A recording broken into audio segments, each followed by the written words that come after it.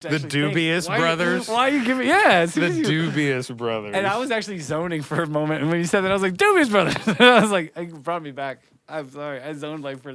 I honestly don't remember what you're talking about. Jeopardy moment. What is Dubious Brothers? What is Dubious Brothers? Yeah.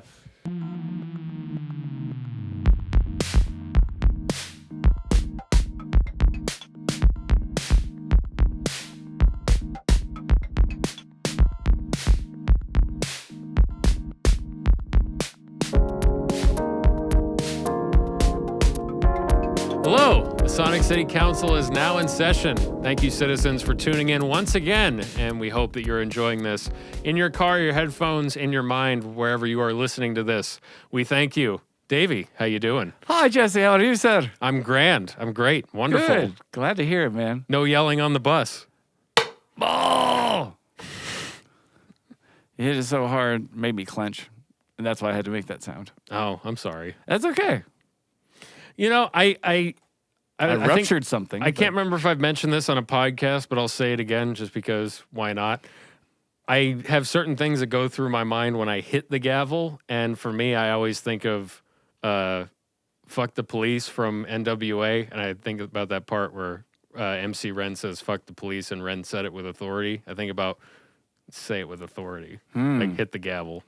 Do you listen to your own podcast as often as I listen to our own podcast? Because I could cite the episode where you just said that exactly verbatim. I listened to it once. Fans, ring in. Let us know. I'll send you a free T-shirt with my name on it. I can't wait till we get big enough and we start getting the comments that, like, they talked about this in episode 57, and it's like they always bring this up. Or they do the quote thing like Jesse said it with authority, Davidson. Like, I can't wait till we start getting those jokes in the comments. You should just, that'll happen someday. But for now, you said it in episodes 2, and now, what is this, 7? I don't know.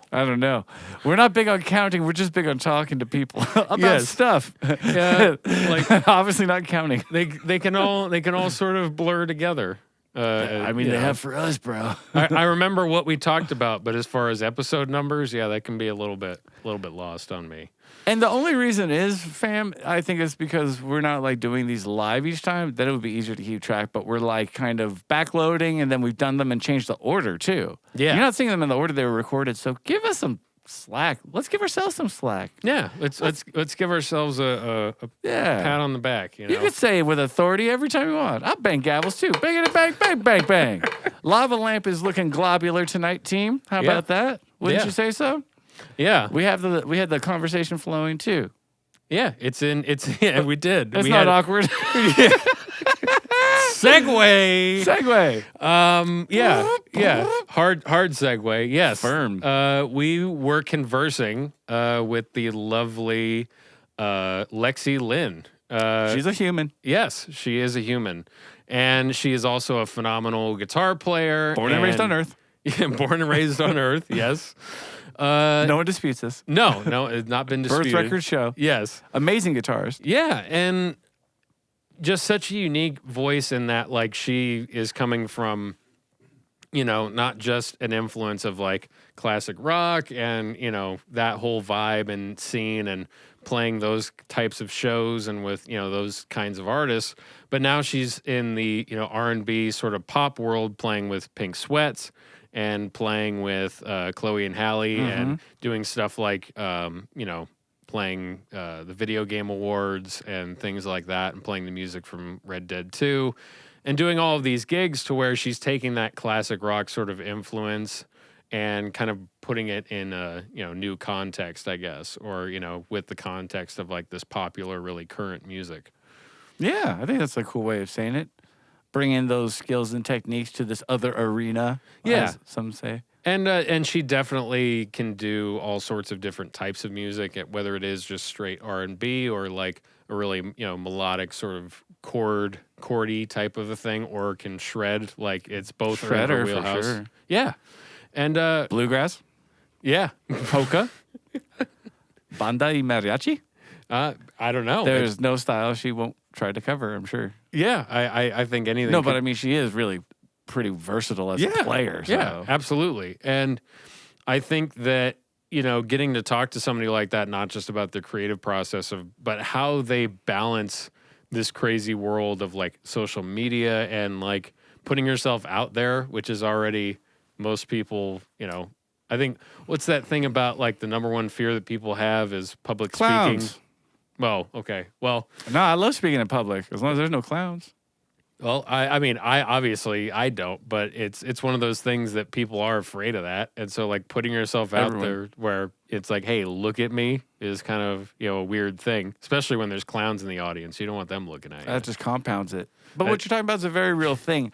I think it'd be weird to like. There's a rare person, let's say, that doesn't feel some sort of.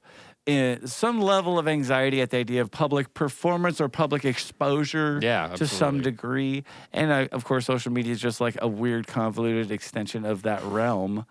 Yeah, weird. Yeah. Operative word. Yeah. So, yeah, that's a factor in it, too. Right. So, I don't know. It was good getting to talk to Lexii about all of those different aspects of it and just like hearing more about from somebody's perspective on like, hey, what is this actually like having, following or dealing with all of this stuff? And, in the sense of, putting yourself out there and, getting to hear it from somebody's perspective on that firsthand. Yeah, that unfiltered, like, stream of opinion. Yeah, absolutely. That is the zeitgeist. Yeah. Yeah. So, enough of this snippety snap. Let's roll the tape.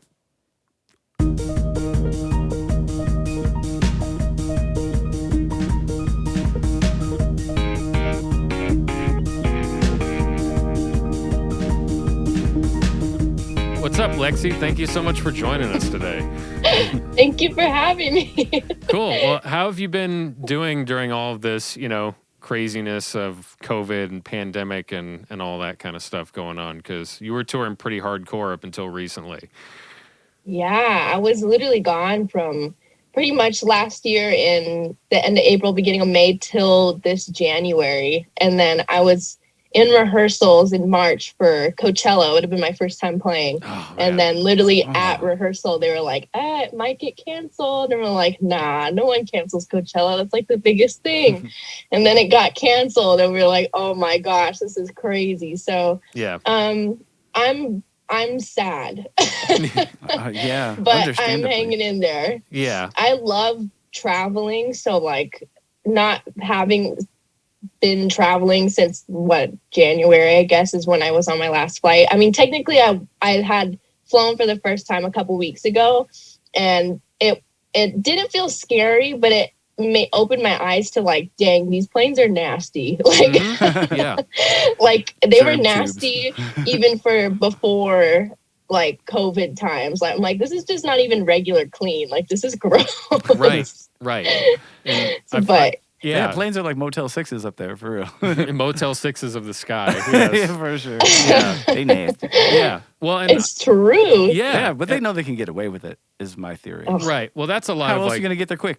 Yeah, well, and that's also like you hear the horror stories of musicians getting their gear broken or their guitars broken on flights, and I've worked shows where that's happened, and the guitars have come in, they haven't opened them since they got off the plane, and like the headstock is literally dangling out of the bag or the case, and it's like it's the airlines are notorious for not really caring in that regard, so just kind of like with the cleanliness thing, I think it just kind of highlights that a little bit more.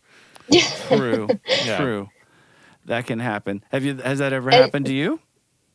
Any damage to luckily, gear? I'm knocking on some wood here. I have not had a guitar broken yet.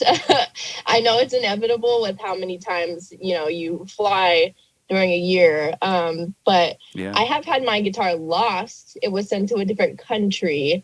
So that was pretty scary. Oh, wow. Where were you at, and where did it get sent to?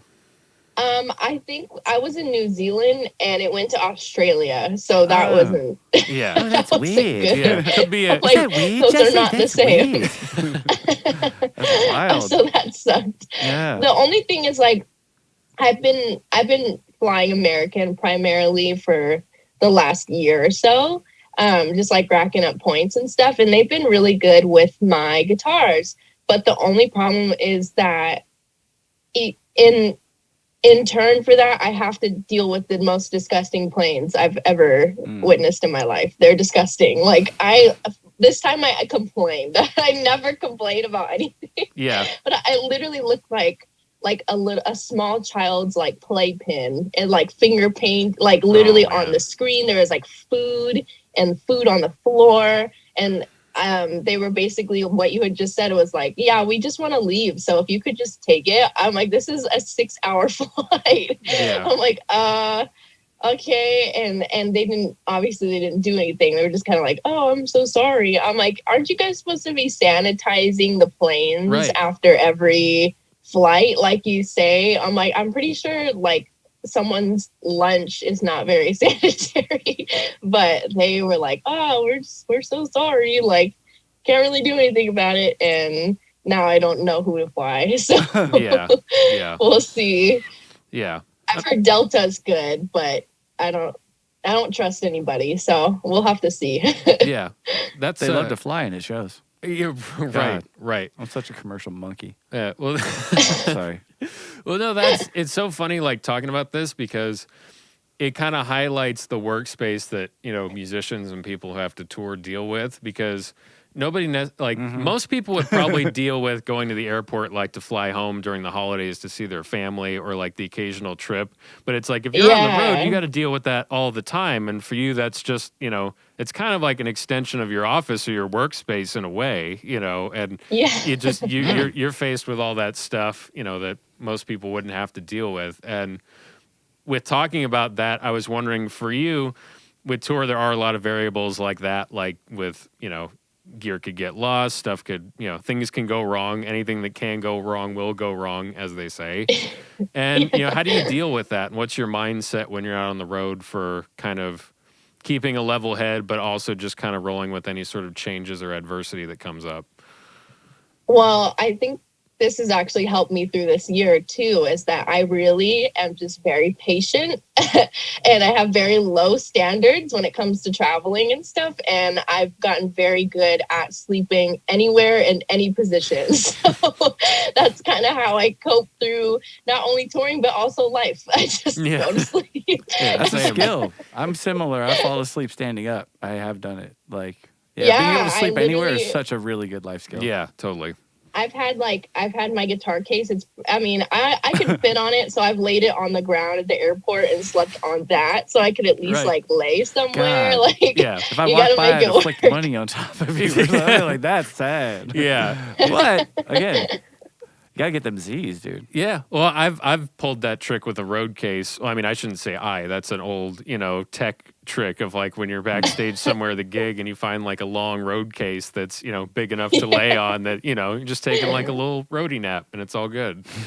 You gotta get it in when you can. Like me, when I was on tour with Pink Sweats, like he's notorious for napping anywhere all the time. So I was like, oh my gosh, I'm so thankful because I do the same. So we would, at any given moment, either one of us would be knocked out. It was really great. Yeah, that's smart. Because we were traveling so much, like the car rides and the planes. So anytime we got the chance to rest, we did. Especially like taking care of your health on the road is so important. And not having enough sleep is like the fast track to getting sick. So we just made sure we were well rested, if not anything else. Yeah, that's awesome. Yeah, that's definitely good advice. And just as the one thing that everybody that's touring on a regular basis, that's the one thing, is just sleep, you know, to maintain that. And I think it helps you maintain a good perspective on life too, because, you know, when you're cranky and tired all the time, you're not necessarily like fully appreciating everything that might be around you. And anytime you get a chance to catch up on some sleep, you can kind of take a step back and go, oh, wow, this is a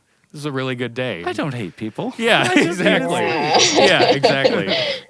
That and food, sleep and food. You have to make sure you eat. And sometimes I go overboard and gain a pound or 5 on tour. But I definitely have to make sure you eat too. Especially like my health outside of touring is not great. So I have to be extra super careful. Like even before the pandemic, the whole band, everyone was wearing masks on the plane because we knew like the air is recycled. It's like basically you're just breathing in someone else's nose air for hours at a time. And it's so disgusting. So we would wear masks, and like I don't let my skin touch the plane. I always like, even if it's 100 degrees outside, I'm in like full coats, hats, everything you could think of. And then I just strip it off after and like get rid of it.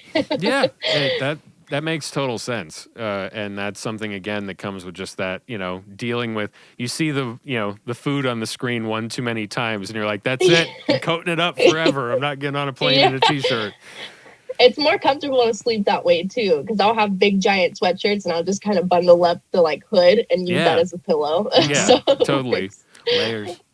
Do you have do you stick to the same sort of food routine? Because I'm curious about this with people that travel too. Like, do you like to try new things and like take advantage of where you're at, or is it like pretty strict of like I'm just going to eat healthy and like play it safe all the time? I wish I could answer like, oh yeah, I'm super healthy, but I love food. I love food. So anywhere I go, I always travel and look at what is special to the area, always asking the different A&Rs that handle the bands, like that live around the area, like what's the best place, and if we have time we'll usually try to go. But I always break the rule because you're not supposed to eat sushi everywhere you go, but I do. Right. And I've been very lucky Daredevil. so far.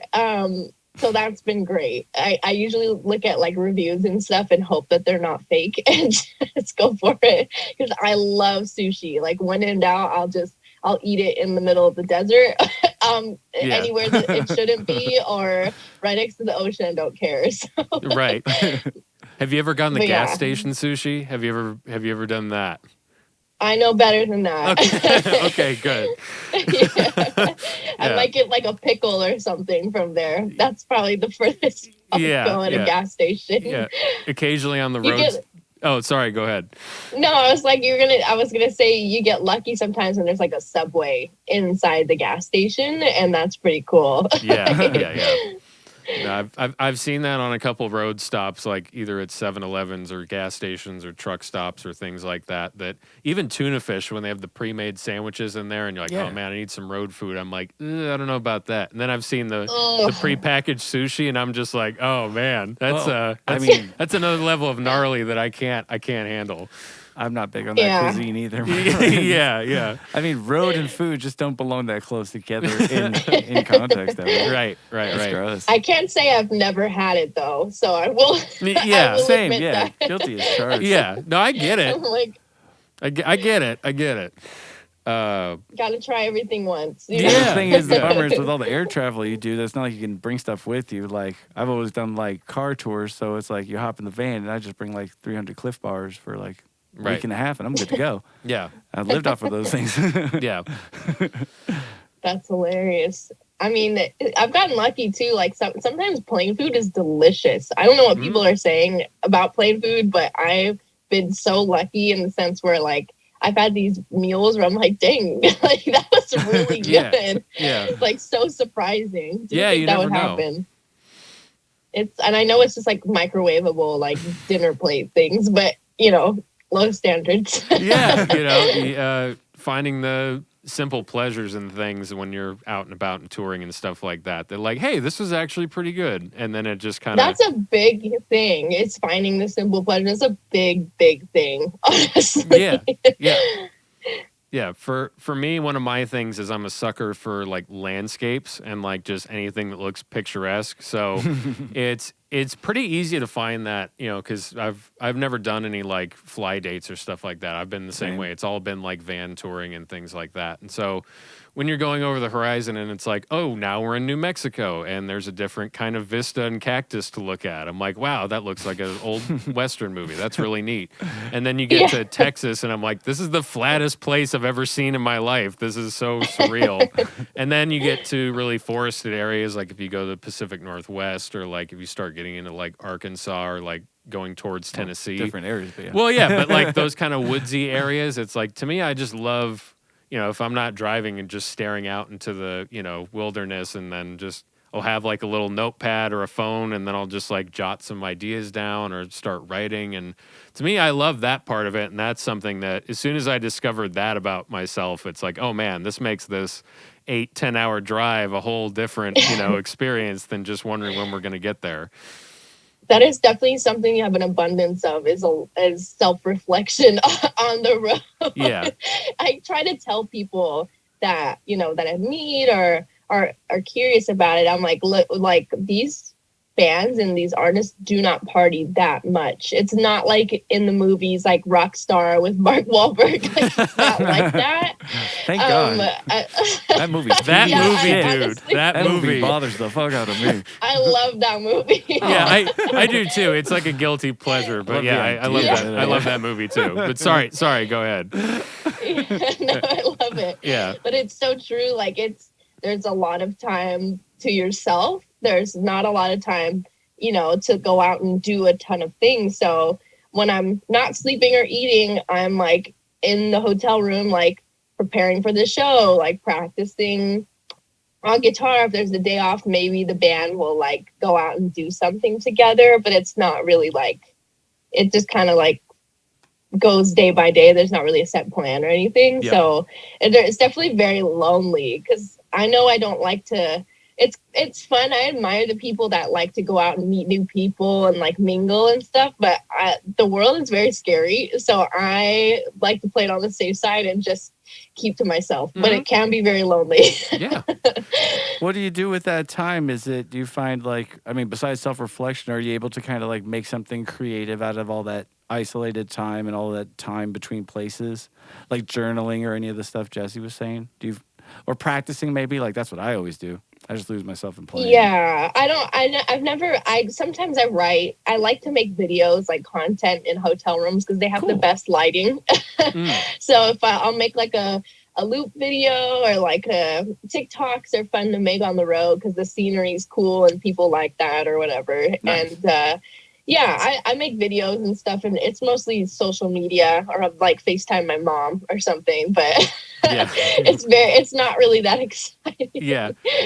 Speaking of that, I've always wondered. Yeah. Oh, sorry. I was gonna say I always wonder how people like bring their boyfriends and girlfriends on the road because I feel like that would be fun, but it had to be like someone I'm really into, like not kind of just like just kind of with, because there's so much time alone. Like if they're not actually involved in the business or the band aspect in some way, it's kind of like eventually won't they feel kind of like a side of everything? I know I would if I was. Well, it's weird because anyone's take on that. The situations I've been in have always been situations. Yes, dear. Yeah, they've always been so intimate in that if I'm touring with a like a playing thing, it's always been on like the DIY end of things, and so that's everybody sharing one room. Everybody's sharing the same bathroom, and so we're already and it's already getting to a level of intimacy that you may or may not experience with a boyfriend or girlfriend or partner because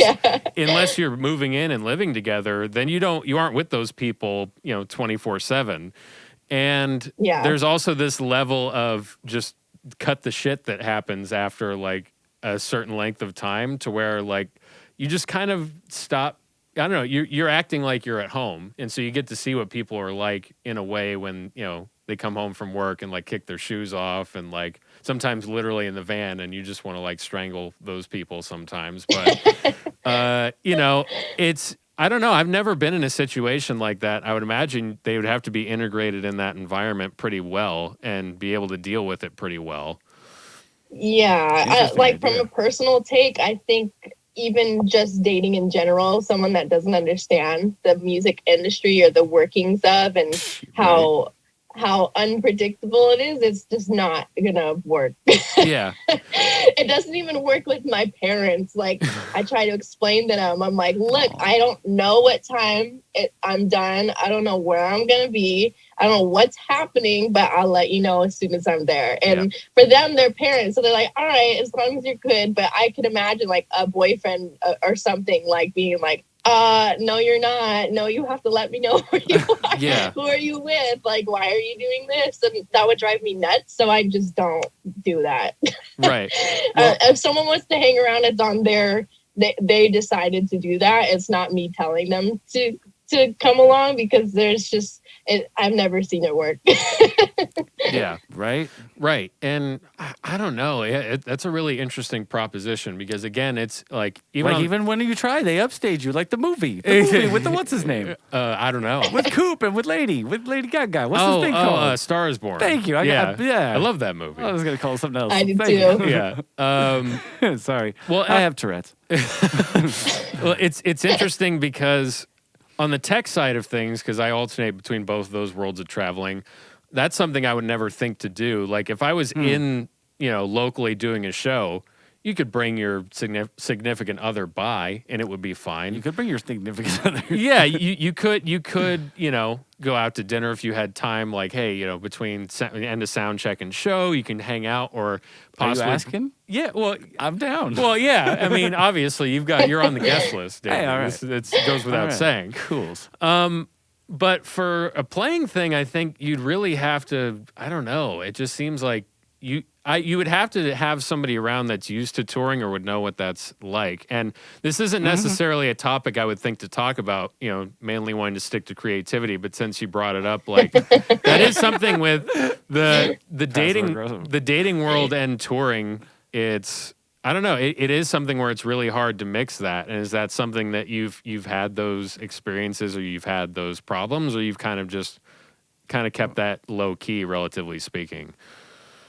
I've had one boyfriend my whole life.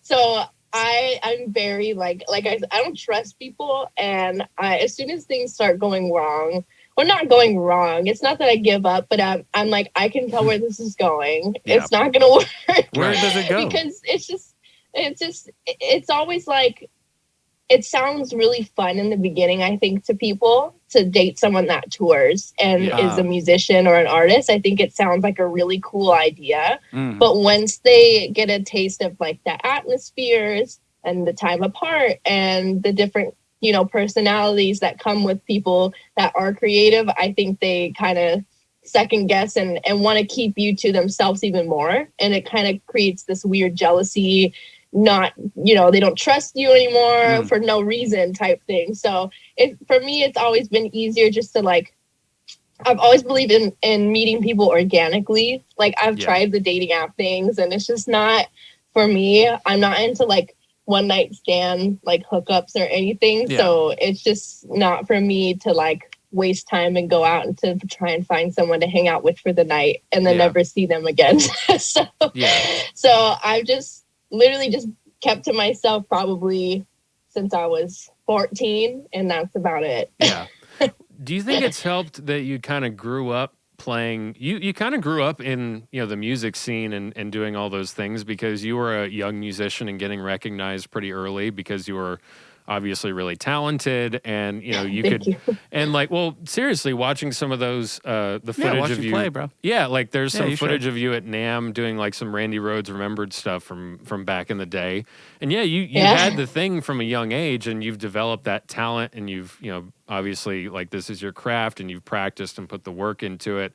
And along with the musical experience you've probably had a lot of the business and sort of like you're talking about the atmosphere and the environment of it. So I'm sure that's also helped you maintain that perspective too, of kind of wanting to be independent and not be, I don't know, I guess swayed by people that are like have dubious intentions is the best way to put that. The Dubious Brothers? Yeah. The Dubious Brothers, yes. I hate those guys. Yeah, awful. Oh my God. No, you're totally right. You're very on point with that because you do see how people act when they're away from others, when, when they think nobody's looking and, it's just, you witness a lot from the outside of being in and it's just, it makes me like cringe thinking like, oh God, this is what someone would, if I was at home and this is what they were doing, I'm like, no way. I'm like, I would rather, I don't know what I would rather do, but not that. Yeah. Right. Right. Oh yeah. I totally agree. It's so scary because you're like, it's, as a band, you have a camaraderie. And I'm not saying I've experienced this with anyone recently, but I have seen it, even with bands I've, been backstage with, and they have this camaraderie where it's like, okay, we're not talking about what's happening tonight, and then half the band has like a wife and like 3 kids. So, right. It's like really sad. It's like sad inner working realities that you see, and you're like, yeah, I would be happier just doing my own thing. Yeah. Someone wants to come around and wants to vibe on it, go for it, but I won't expect anything of it. Yeah, if you want to be a part of the circus, cool, but if not, then it's all good. Literally, it's like, well, I mean, it was fun, and that's how I kind of treat everything at this point. It's like taking everything as it is, enjoying the good times, and once it's over, just being like, all right, what's next? Because it doesn't pay you any good to be upset or be sad for yourself. And that's definitely what's got me through this year for sure. It's just being like, you know what, treat it the best you can. Have days where you're like, man, this sucks, but then find something to take its place. I mean, like, that's why this year I want to put out my own music for once. I've never done it. I've always wanted to, and I'm like, if I was on tour right now, I wouldn't have the time. I just wouldn't have the time. Yeah. And I would want to put all my effort and all my energy into whatever I'm doing at the moment. And it wouldn't feel right to like work on my own stuff and then not do as well performing for somebody else. So I'm like, I never like to intermingle it, but now I'm like, I have the time. I'm doing some live streams, like performances with artists here and there, but it's not like touring. I'm at home, so it's totally fine. So I'm like, I would love to like have my own music. So I think why not now, if not never. Of course. Why not now if not never, player? Yeah. That's right. Yeah. No, it's solid reasoning. I had this, well, we've all been going through a weird reflection right now. Lots of it. Yeah. And in whatever area. And I feel for you too, because this was going to be. For you. Yeah. Crafting the hooks right in the hits. You started it. Yeah.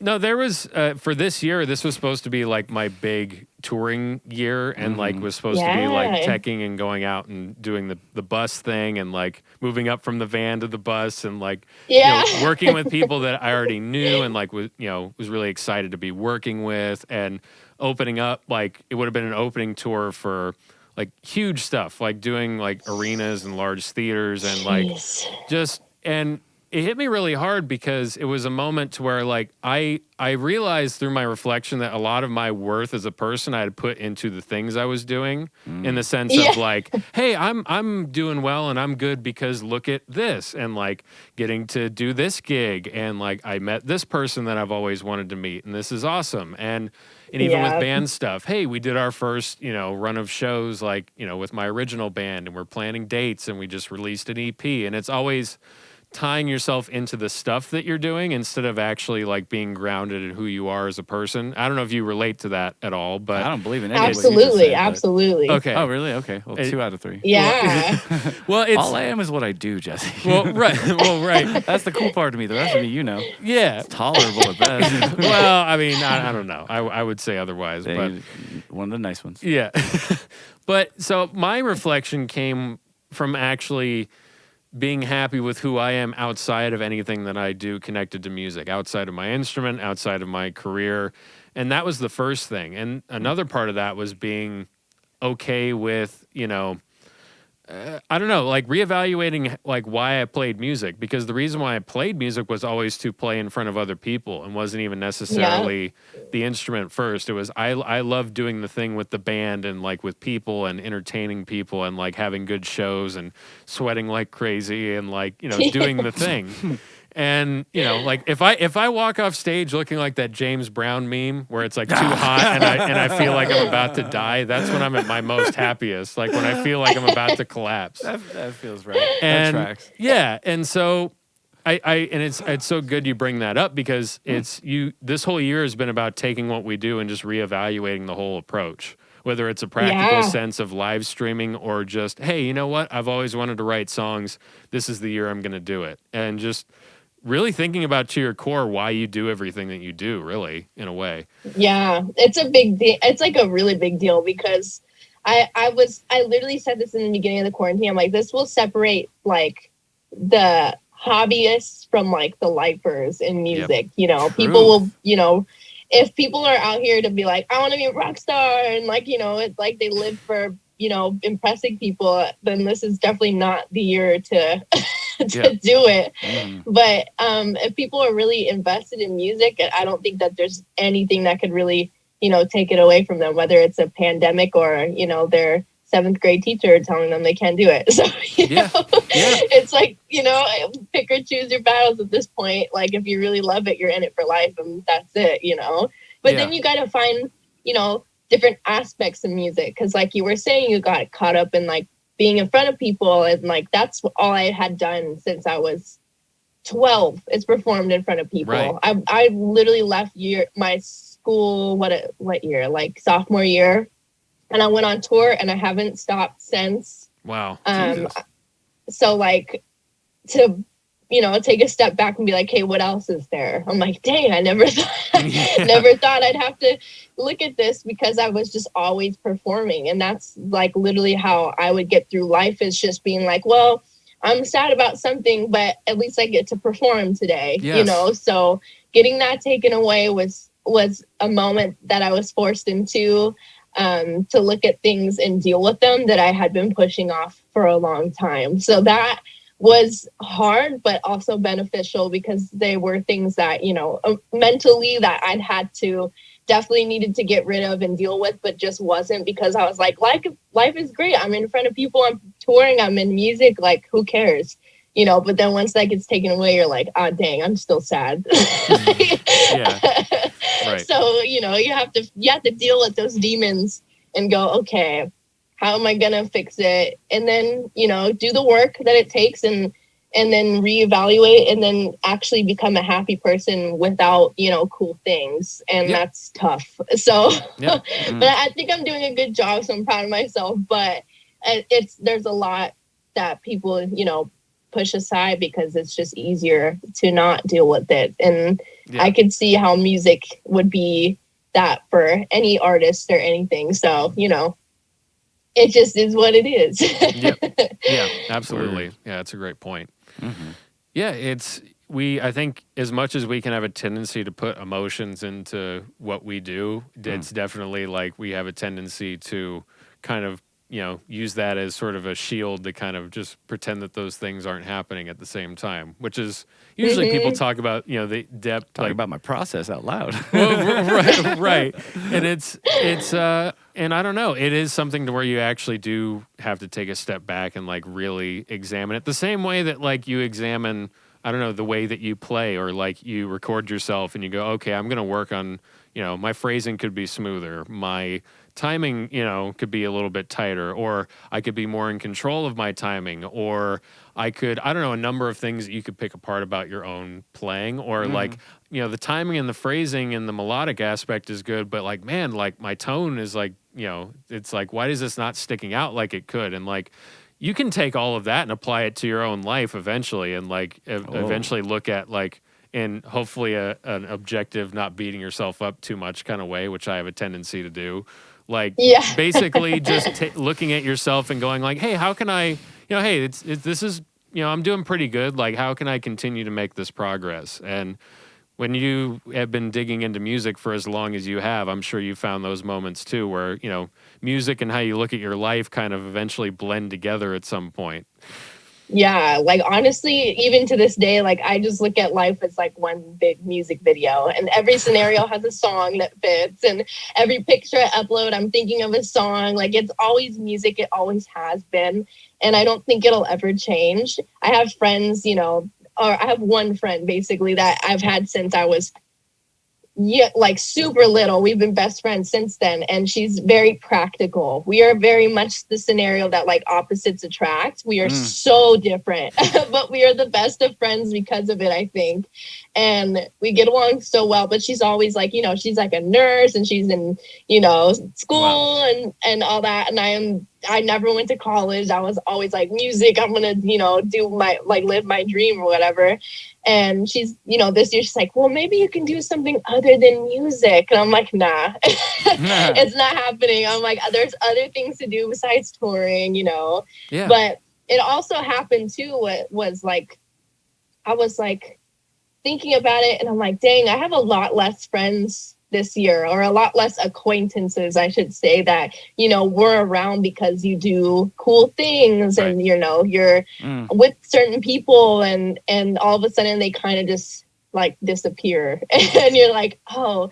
So I think this year, as much as it sucked, like having to deal with these things, I think it was an eye opener to like what you need and what you don't need, and what you can live with, what you can't, and what benefits you and what doesn't.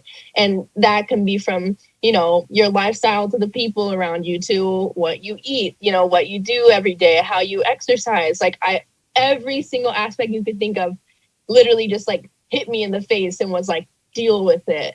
Yep. But you know, there's nothing else you can do besides deal with it. So I just took it in, took it day by day, and it's getting easier and easier and easier, you know, but it's kind of crazy how life kind of forces itself to change sometimes. Yeah, you got to find a way. Can't stay stagnant, especially right now. Yeah, no, what are you gonna do? I'm like, we're all trapped. Yeah, and that was either go mental or succeed. Yeah, and like that was the first few months of this for me, was just, you know, just, I remember. Yeah, I was gonna say just being down in the dumps. And we would do a Zoom, and he'd be like, "It's so good to see you," and he'd just be like staring, just like blank stare, 100 yards into the distance. Like, I'm worried about you, buddy. Yeah, no, I was taking it seriously. I was doing I wasn't going out to eat, wasn't doing anything. I was just staying at home, and then I started doing Zoom stuff, and was doing a lot of phone calls and FaceTime and Zoom to, make sure I didn't end up like Tom Hanks on an island with a volleyball, like, talking to myself, I'm sorry, Wilson. Yeah. You were definitely Wilson, I'm sorry, for sure. Wilson. But yeah, no, I totally think it's a good thing to talk about too, because like there's still this weird stigma, and I think we're finally getting rid of that, of like everything needs to be fine all the time, and it doesn't. Like you can talk about like, hey, this has been really tough, but like this is how I've been dealing with it, and like I still have I have days that suck and aren't a lot of fun, but this is like getting it out in the open is a good way to like talk about it and kind of break that stigma of like. And with you being on social media, you're deal with this all the time. The stigma that like everything needs to be fine, or this pressure of like you need to constantly. Your life is perfect. Yeah, your life. You have all these things going on. Yeah, and your life is which can't be true. Yeah, exactly. It's like it's not true at all. And finding ways to be real about that and talk about that, I think, is just better for this overall thing. Healthy. Healthy. I think that's the word that comes to mind. Yeah, in so many words, yes, healthy. Yeah, it's true. I was literally just thinking about this before jump out we of were. The frame and come back. Like, did you just do a somersault, buddy? I missed something. My dogs were here. So. Oh, dogs! Who let the dogs out? Oh my gosh! I always wait for that to sink in. I'm like, you had that put in your back pocket. That's right. I was like, his dad is armed with jokes. Yes. All right, enough of that. Carry on, sir. Yeah, but you. I was thinking about influencers, and I was like, oh man, like I don't know if I could be it. I've tried to be like, look at my life. Life is so great. Look at this picture. I look so good. Look at this sunset. Isn't it amazing with all the things I have? Like, and I'm like, I literally tried it maybe for a week, and I was like, dang, this sucks. I hate this. Like, I can't be the TikToker. I can't be the Instagram model. I can't be all this stuff, because I like to live in the moment. And like we talked about earlier, it's like enjoying simple things. And it's really hard to do that when you're really focused on looking good and taking pictures and, not really soaking in moments and stuff. And there's definitely a time and place for it. And it's fun, especially on tour. Like social media is so fun, and you are in those environments. So it's not so hard to, to take pictures of what's happening, because it's organic and it's fun and it's real. But I think being at home this year and being like, wow, look at life is so cool, and just like still pretending it's really hard. Right. And I couldn't do it. I tried. I would go outside, I'd get ready, I would take pictures, I'd post it, and I'd go inside and do nothing all day. And I'm like, I don't know. It's cool. It's just not for me. I would like to, be really immersed in things that are happening. And if nothing is happening, I don't want to force it and like pretend like, like things aren't happening the way they are, and respect to the people that can do that, because I feel like I don't know how their lives are, but it seems like it's great. So so that would be really cool if I could do that, but I just can't. I'm very like, when it comes to being creative and stuff, I put all of my like emotion out there, and I'm not like shy. And I like to talk about how I feel and why I feel that. And even when it's like just writing loops and stuff, I like to put, you know, I like to think about emotions, and I'm like, okay, I felt like this. I felt like crap, you know, but this is what I would imagine playing in the background. And then from working on that process, for some reason, it's been like therapeutic, and it just helps me like deal with it, you know. But then something cool comes out of it, which is really cool. But when, you know, you're outside taking pictures and your neighbors are walking by like, what the heck are you doing? That doesn't like, seem to have the same payoff. I can explain. Like, this isn't weird. It's just not the same payoff for me. So, you know, it's just trying to find your way. It's trying to find my place in this world, this new world that is been tough. But, you know, hopefully I can translate some things, you know, through my music when it eventually happens. And, you know, that's all I want in life at this point, is just to have my own source of music, because it does get tiring playing covers all the time.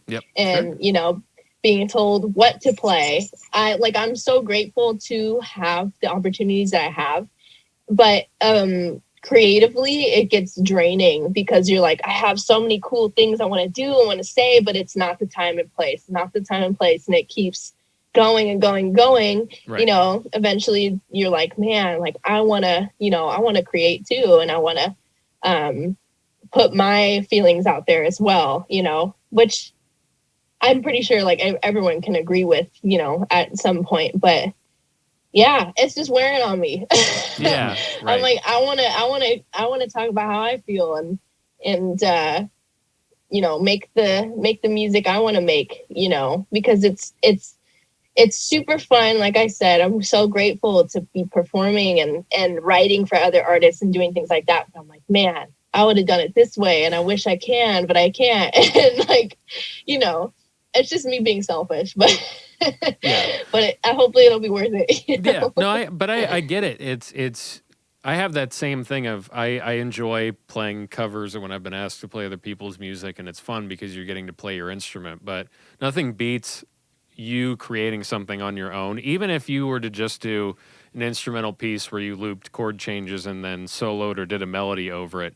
Even that has this different level of fulfillment than just, you know, you like shredding through an Eddie Van Halen solo or something like that. It's like as cool as that is, you know, and like as much as, you know, we're, you know, I don't know. Are you into the Van Halen? Not to swerve off into a tangent. Here we go into the ditch, folks. Ready? Bumpy road. What's up? I was just curious. I haven't asked you your feelings on the Van Halen. I guess I'd like say that like there's a couple of songs I really fuck with Van Halen wise, but I would almost give the David Crosby response.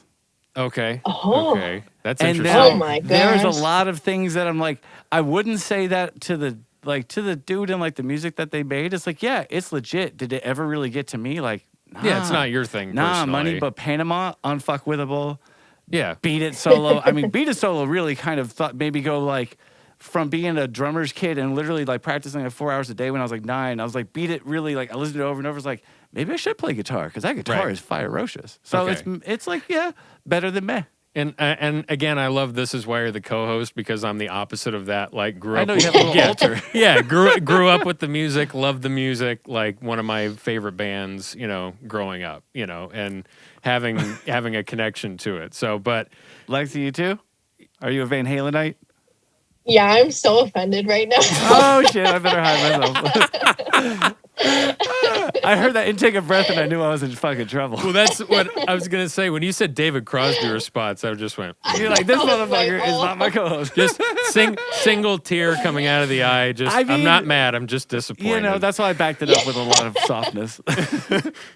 Well, because he's both. He's a seriously like important dude. There's no taking it away. But again, I get it. It's everybody has a different take and perspective on things. But for someone that, and using just that as one example, it could be any artist. For me, it could be as a bass player, it's any of the guys that pioneered slap. So like with Louis Johnson or Larry Graham or Flea, who was the first person that I heard do that kind of stuff when I was a kid. You can emulate that stuff all you want and play the covers and like nail the tone, or you can do such a crazy version of any of those songs to where it's like, oh wow, you're really embellishing it and making it your own. But it's not the same as like when you create something, and just it's for you. I would love to hear more about where your creative process. Creative process comes from on that, because I'm only hearing you do covers or doing the loop stuff. But when I have heard you do chord changes or something that's coming from more of your voice, I would say I really enjoy it, and like I want to hear more about where you're coming from on like the songwriting instrumentalist side of things. Thank you. It's very true. I think, I don't know. Even on social media, people respond to original things much better than covers, because I think there's not really any other way to play it than how it's played, if that makes sense. Like if you're going off the rails and like making something,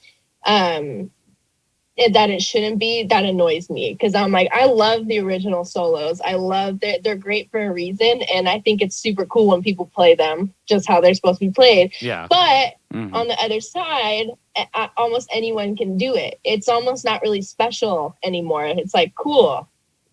Yeah. I mean, Next, to that you know, point, like, how many times have I taught Eruption? I got 12-year-old students that rip it, like make me look, like a fool when they play it. Right. That's how ubiquitous it is. So that's part of it too, I think. But it's ubiquitous for a reason, because it's inherently, there's a lot of good stuff in it. Right. Well, and it's the access to information we have. So like that's you said, anybody can do it, in the sense of there's so many videos of people doing it well and like nailing it and acing it. I must sound like a total crazy old man. Especially because every day I talk to one of my students, and I'm like, listen, man, if I had the internet when I was your age, I'd be president of Earth right now. I would own everything, dog. We didn't have it like this. So go do something with it. Let's take a step back from that. I get like Denzel. There is a slow down feature on YouTube, and that may sound like a benign observation, but you're saying I need that. Well, no, but I'm just saying it's you literally can pull up pretty much any song you want to at your fingertips. Remember how hard it was to like slow things down to play along to? Like, well, yeah, if you just had records or tapes or CDs, can you do that? Not necessarily. Now we're living in a time where that's totally possible. So yeah, it's anybody can get to that level in a sense. So, but does anybody have a creative voice, as far as like... Exactly. Yeah. Exactly. Literally, like, you can be taught technicalities, you can be taught how to play notes and how to strum a guitar. What you can't be taught is, creativity and having a feel and emotion. You can't teach somebody that. So I think it's, like I said, it's really cool when people can play things note for note. I think it's so awesome. And there's such a satisfaction of being able to do that. Like personally, I know, but there's an even more satisfactory feeling when I create something and people enjoy it as well. Yeah. I think that's really cool. And, I've always been asked this question, like, why I don't give guitar lessons. Because I think that seems like something that would be like, oh, that's so easy, I'll just do that. Sure. But there is so much access to information on the internet that I cannot teach you something that you can't find for free. And I feel like I'm taking money from kids that I was like, look, I always say I went to YouTube University. That was my college. Mm-hmm. That's what I learned how to play guitar, that I taught myself from YouTube and just watching people play and using my ear. So I'm like, I don't want to give lessons because I honestly don't know what to teach. Like, I would send YouTube videos and be like, I learned it from this one. Right. I don't think that like lessons are beneficial, like, unless you're looking for something I specifically do that you really like, which I don't know what that would be, but that's the only thing I can think of. Because like I said, like I'm such a I'm so cheap when it comes to money too. I would be like, no, I'm not paying you. Like, I can get this for free. Right. So that, I would want someone else to do the same. What if, so you have on your YouTube channel one of the TikTok videos you posted of you just jamming over the loop that's pretty sweet. What if somebody approached you and was like, I don't know how to do that, but I'd like to learn like the process of how to use the looper, blah, blah, blah, and also kind of like how do you do the licks the way you do them? Like, would you be amenable to teaching somebody something like that that's more original?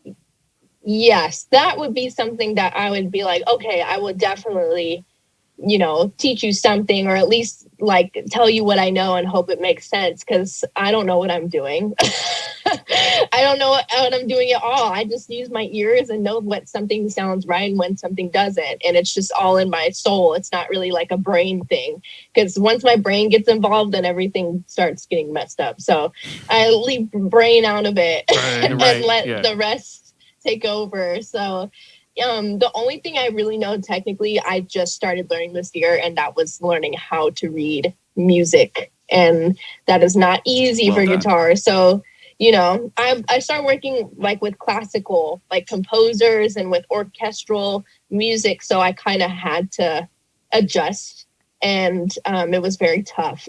Yeah. What about like Game Awards and stuff? Cool. Did you have to do charts and stuff? Were they like, here, read this shit, or? Well, that's where it started, was they sent me the music, and it's, picking out the guitar in a band of 40 people playing all at once is kind of tough. Yeah. I can find it, but sometimes it's not you're not your solo spot. So then it's blended in. You can't really tell what's happening, the voicing. So you need the music, to be able to tell what's going on. Right. And when that happened, they sent it to me. It was the day before. So it was like, they didn't care if I could or not, just make it happen. And I was like, oh my gosh, what is this? Like, they had all the musical notation that's all there for you. I just couldn't read the language. So I had no idea. So I was up all night going note for note, trying to figure out, okay, that doesn't sound right. And then also Googling, having like a Google tab open that's like what each note is, and then having the chart next to it, and like literally going back and forth. That's right. Like, oh gosh. And then eventually it's like muscle memory. I'm like, okay, I remember where this note was, and then I know where like it is in different spots on the neck. So it just kind of like came from like trial and error, but I was thrown into it, and it was like it was really stressful. It wasn't like, here's 2 months, learn how to read music and then come back. It was just kind of like fake it till you make it type things. And I was like, all right, let's go. And I kind of, I love getting thrown into situations like that, because I do come out of it with really good information and good life skills for sure. But I didn't think that would happen again. And so I left it alone. And then maybe, so that was in December, I think, of 2017, I want to say, or 2018. I can't remember. Was that the Video Game Awards? Yeah, talk about the Game Awards, G. Okay. Yeah. Smash Brothers theme. Yeah. So it was 2018. 2019 in March, I got asked to do the live performance of all the music from Red Dead Redemption 2. And it was so cool. It was so fun. It was so awesome. I never would have thought I would have done that. But again, music notes. And I I'm like, dang, can I get the charts or whatever? And it's all in musical notation. I'm like, all right. Dang it. And I was also on tour with another gig at the time. Oh, man. So you're busy. I literally flew home, had to miss one day of the rehearsals, and then the next day come in and just have ear memory of how the notes went and all the melodies memorized, so I could just follow along on the page and kind of like see the rhythm and be like, okay, I know where I'm at, but I didn't know what the notes were. So I was like, so stressed out, because then they'd be like, okay, we're at measure D bar, whatever. And I'm like, oh, what? I don't know what that is. I would be like, I could locate it, but I'm like, I don't know what note that starts on. I don't know what part of the song is, because these songs would have like 150 like bars, 200 bars, and just nothing was the same the whole song. I'm like, oh no, like, I hope this is okay. And I tried my best, and I made it through. I learned the songs, but it was just like the most brutal memory game that you could think of. I was just like memorizing all the like. So if a part did come up, I would know what was happening because I'd be like, okay, that sounds like this, and it was brutal. If I had no music, we wouldn't even. It would be nothing to talk about. I'd be like, that was so fun. Yeah, right. But they were like, it was stressful, but it was so fun. It was so cool. And again, made the mistake. Didn't think I would ever deal with it again. Didn't think about music notes again, whatever. Flash forward to this year, I got a job I can't talk about specifically. Okay. But again, music notes. And I'm like, oh, okay, this is the last straw. I've already been giving like so many chances. Right. So I need to learn how to read music. So that is the only thing that I have learned. You know, I know some theory, but that's been passed down from, again, situations where I had to learn it on the spot. So some might say that I'm lazy. Some might say that I handle pressure very well. Who knows? But I'm making it work. Yeah, right. Some might think I'm crazy. Right. Yeah. Fall in love with you. That is, right. It's not a thought. It's true. But well, yeah, it's, you know, it's the moments like that that are defining that we remember and we actually build, you know, character off of, you know. So true. And everybody has their own version of that. And it could be, you know. Those are my favorite stories too. Honestly, like my favorite moments that I've been like actually encountered, and my favorite stories to hear from other people is like those times you felt overwhelmed. Oh yeah. Doing this thing. Yeah. Yeah. And, you know, you just have to keep in mind that, you know, you will get through this and just like relax and breathe. And okay, well, I've learned songs before. This is a song. I might not have the most expeditious way of learning it or reading the chart, but I will sit down and figure this out, you know, one step at a time, one bar at a time. Yeah. If that anything, that is literally the music industry is just making it work. Yeah. A lot of duct tape. Like, a lot of duct tape. Yeah. Yeah. When someone asks you if you can do something, you say yes. Oh, yeah, and then you I've go done that. home and figure it out later. Yeah. And that's the industry rule, bro. Yeah. You've ridden a horse before, bro? I was like, yeah, bro. Totally. I'm not terrified of anything. And then you're just, I'm just like, how to ride a horse without dying. Yeah, exactly. Exactly. It's true. And you'll never know the difference. You'll never know if I learned it a year ago, 10 years ago, or last night. I'll make sure it's all the same. So anyone that's like listening to this going, oh no, like don't worry about it. I'll get it done. Yeah, you don't catch her slipping, guys. Don't try. Yeah.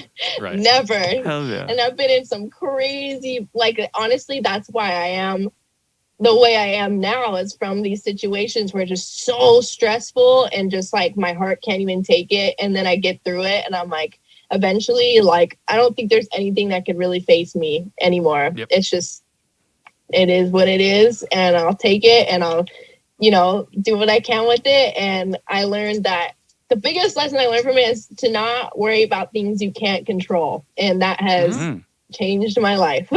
Yeah. And now I live life every day very, I don't want to say low standards, but I'm not surprised by anything. Yeah. And like we said earlier, I just like to enjoy the good moments when they do happen. Yeah. I would say low key or low maintenance is a better way to put it. Because like, yeah, that's better. Yeah, it's not low standards. Like yeah, I'm fine with things being more shitty. flattering than low standards. Yeah, like, I don't give a fuck. Yeah, it's just this is kind of shitty, and then you go, yep, and then you just I signed on for that. Yep. You know, you're not cool with it, but you're not like phased by it either.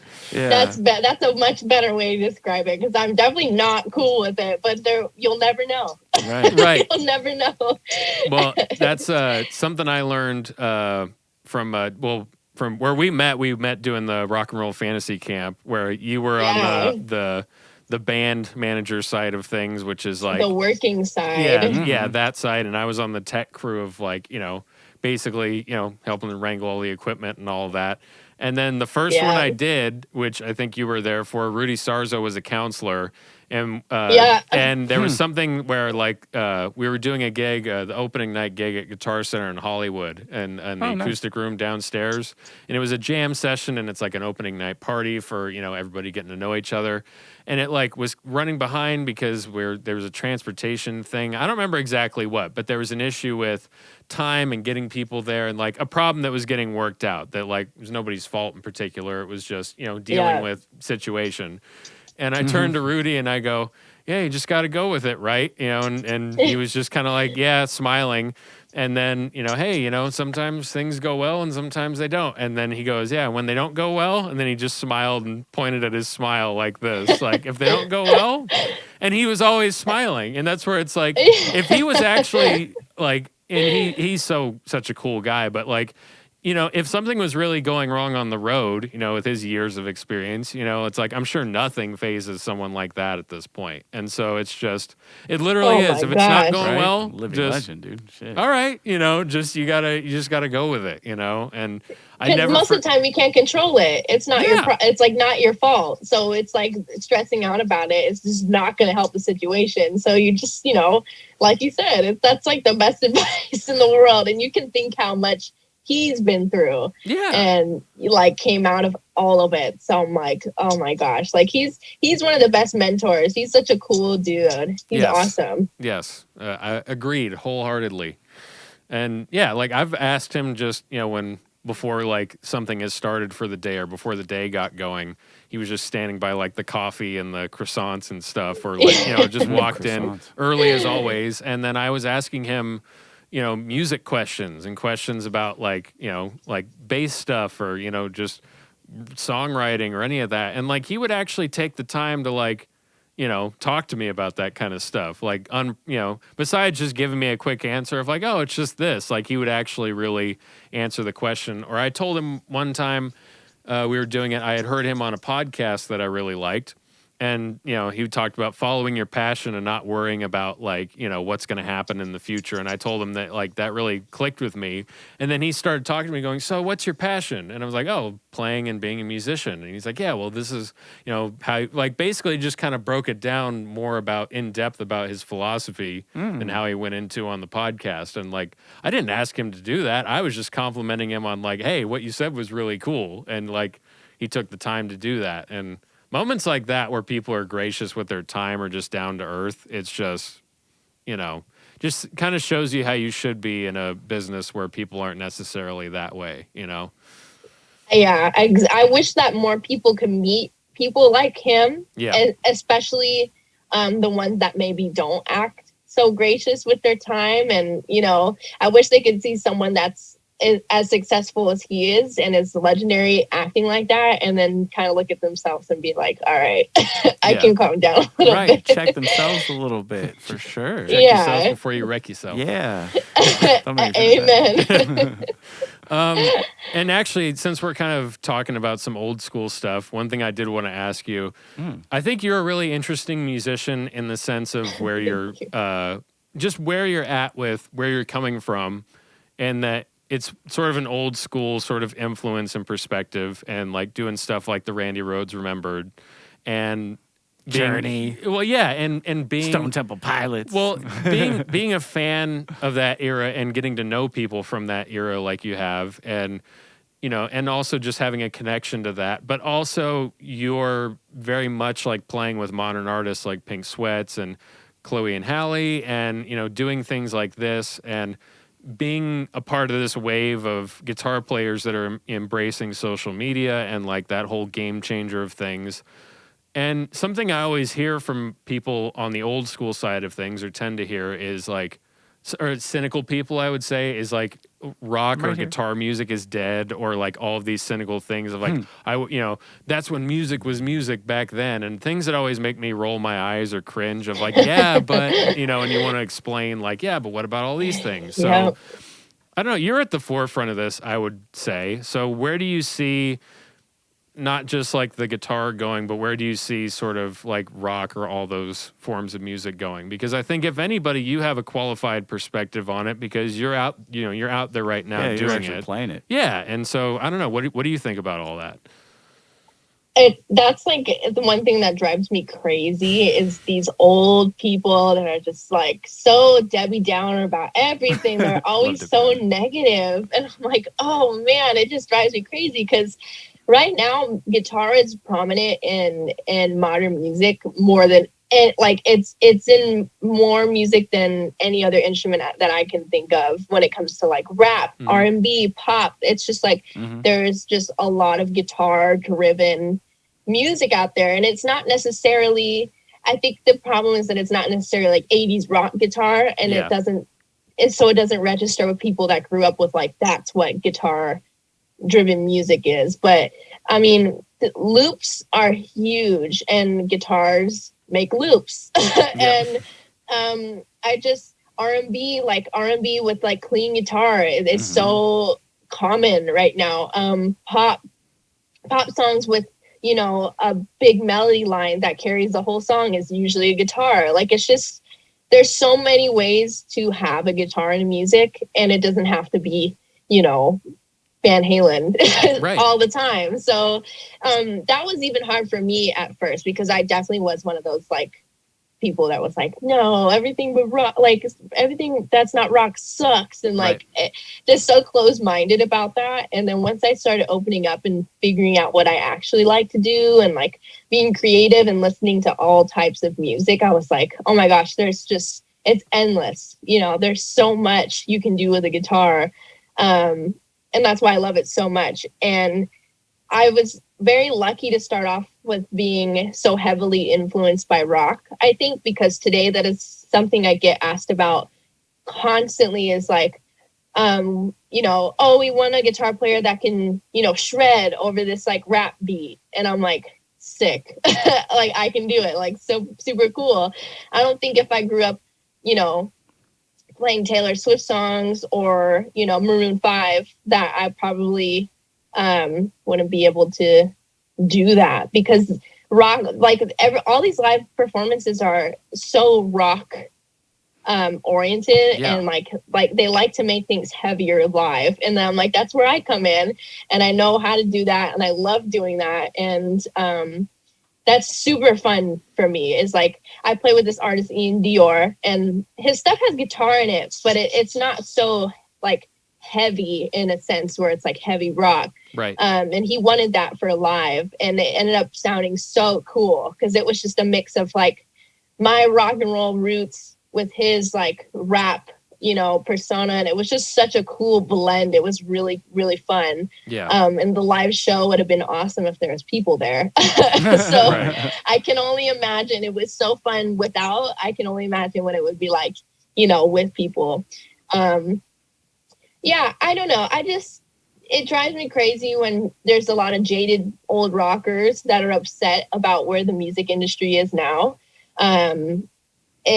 Because there's nothing that says you can't have rock music or alternative music. It just, things are always evolving. From the 70s to the 80s, things weren't the same. Right. So for them to say that, you know, oh, it's not the same. Like, of course it's not. People, things are changing so fast, and being able to keep up with that is not necessarily the goal. I think just being able to embrace change and incorporate that into what you're doing is the biggest thing you could do, you know, because things, like I said, things are changing so fast. There's no way to keep up with it. You know, all the trends, by the time you put something else out, that's already old, you know?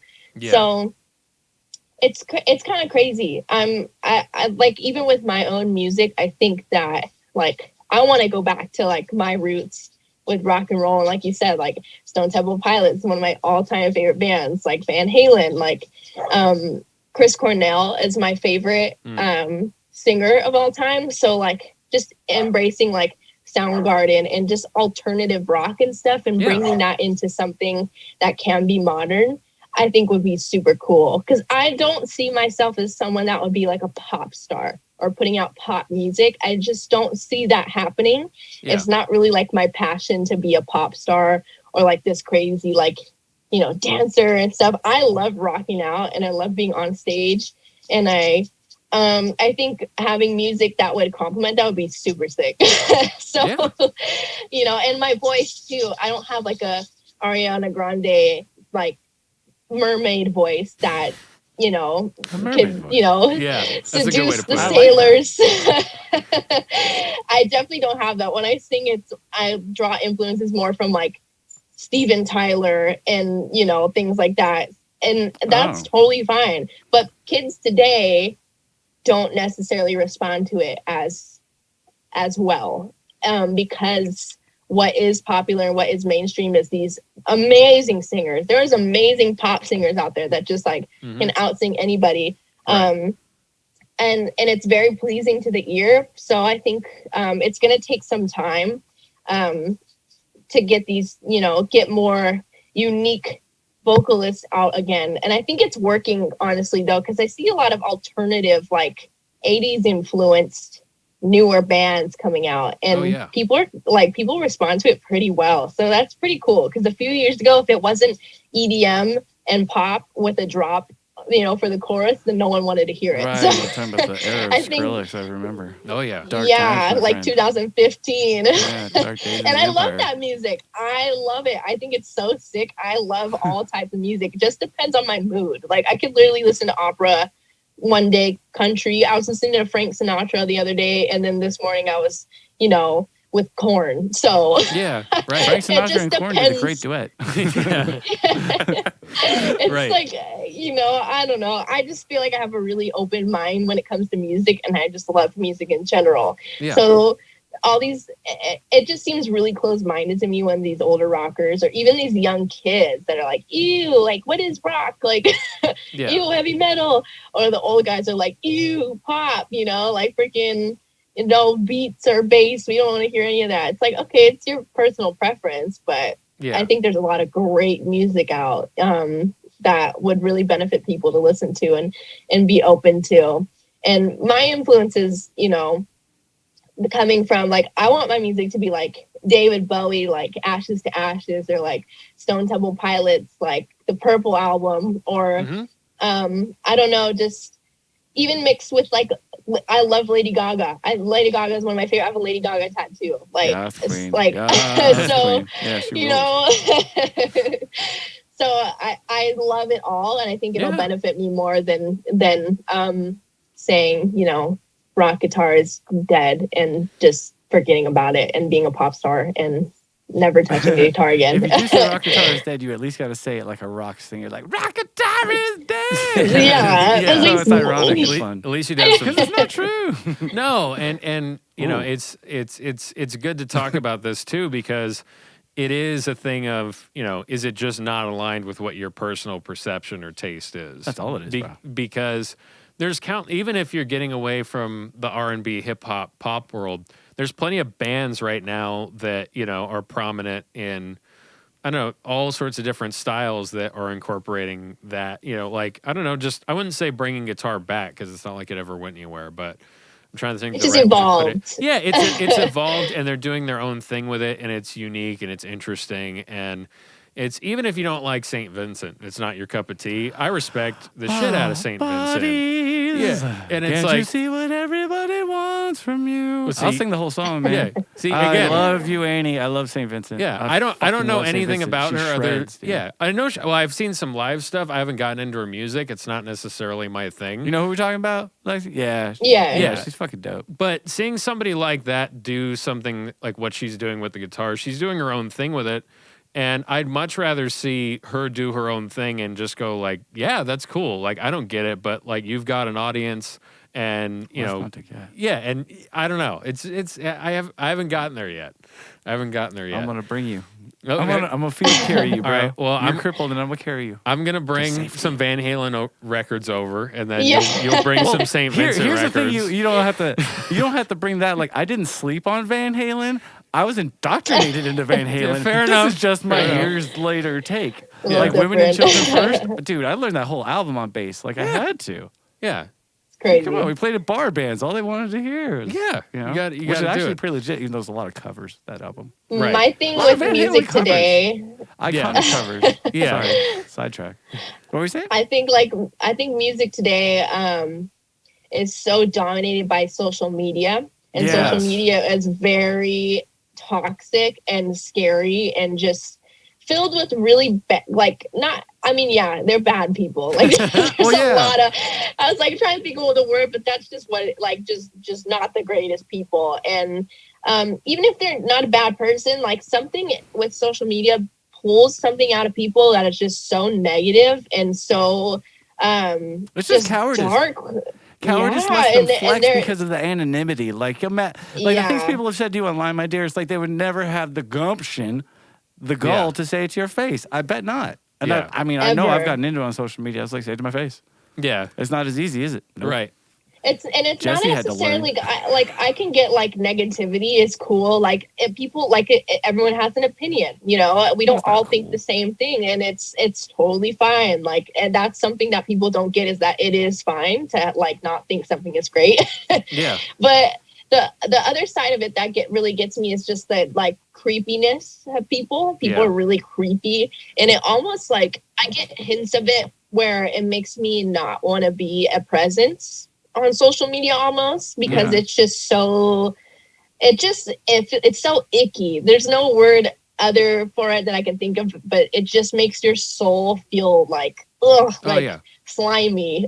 Yeah. And it's really it really wears on me. So I think the only thing you have is your creativity, and I think that just playing what your soul wants and putting out whatever you're feeling is the best thing to do, because that's the only thing you have control over in this whole universe of like social media and music. It's just what you put out there is you, and you have to just, you know, that you have to stick to it, because people are going to criticize it or be disgusting or whatever, no matter what, whether you wrote it, she wrote it, you know, whatever happens, right? It's all going to be the same. So being true to yourself and like original and doing something because it's you and only you, like that's the biggest thing I could think of to do in these days. And that's why I really want to do it. It's just because like I'm like, man, I'm so tired of these weird people that are just like making me feel so weird about doing normal things, you know. And I'm like, I would just at least like to have some sort of payoff from that. And, you know, I think having my own music would be the biggest thing, because it's just not getting any better.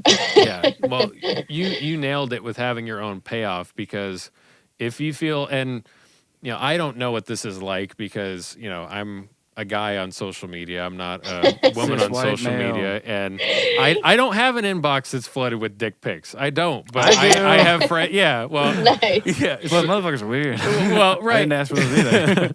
I just be looking through them like whatever. Everybody got different ones. All the rabid podcast fans just like, that just not don't know sexy, how to. But that is a thing to look at. Okay. Yeah, it is something. Yeah, educated. It's a thing of. I don't have to deal with that, and I already think it's like gross just from scrolling and just the environment of just the conversation that people have. You Legit. know? And Homie, like hearing you talk about it, honestly, this happens a lot with like people that I meet, like women. I'm like, it makes me kind of hate the fact that I'm a man a little bit, because I'm just like, there ain't no stopping the shit that's out there.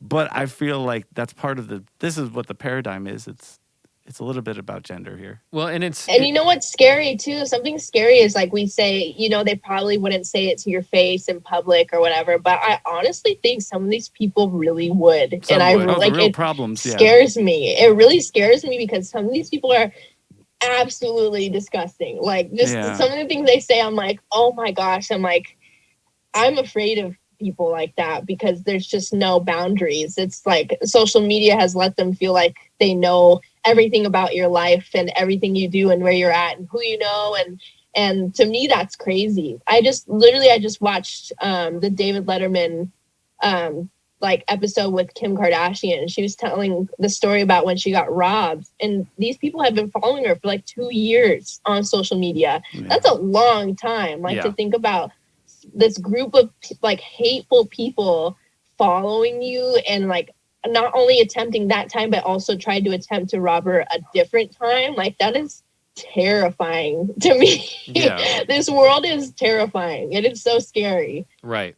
Well, I think it's something to where, like you said, there has to be a payoff for doing this. And I think that artists are starting to think about that and examine it, because, you have to put all this work into something that you're not getting paid for, really. I mean, yes, there's people that do paid endorsements and like, product placement and whatever, blah blah blah. It's rare. Yeah, It's so rare. People usually just get free stuff from it. It's like, unless you're Kim Kardashian, Right. It's definitely not a paid gig. Yeah, this is the way that this is the way. Yeah. All of these jobs that were in the industry when it was, you get a record deal and signed and you become a rock star and, Mark Wahlberg makes a movie about your life story, like that whole idea of what the music business is now put in your hands of, okay, you have to be your marketing person, you have to be an A&R person, you have to be a producer, you have to be a music video director, all of these things that a label would provide for you. Your own biggest fan. Yes. And so you go, okay, this is great because I can control exactly what my content is and make, find my own unique lane of audience, which is awesome. But then I feel like, especially as a woman, it must be hard because it's not just, people aren't necessarily looking at you for the validity of your talent. It's like all these other criteria about looks or all this other bullshit that it's like, are you even looking at the fact that like she knows how to play or can she play? You're even listening to the song. And that's why, like, if I'm listening to somebody, especially scrolling through social media, I won't even necessarily look at the video if I'm watching a clip of them play. I'm just going to like hold up my phone and just kind of like listen to it. Cause I want to hear where you're coming from. I don't necessarily want to see all the production and you doing something wacky while you play your guitar or your drums or whatever. It's like, I want to hear what you're doing, and if it resonates with me. And if it doesn't, that's cool. I'll move on. Yeah. It's just not my thing. But I don't know. That must be a crazy thing to manage because there's all of these expectations and perceptions about like what you should be or what you are just because you're, a female guitar player on Instagram. And that's crazy. Well, it's just honestly, like, it's not all bad in a sense because it does draw people in when they see something that is attractive to them, whether it's a look or a guitar or the aesthetic. There's a way to manipulate an audience just solely by looks. That's just the first step, but keeping them there is the music part, so it is you do have to use both to your advantage. And I think I've got the look part down where I can, get dressed or have an aesthetic or whatever.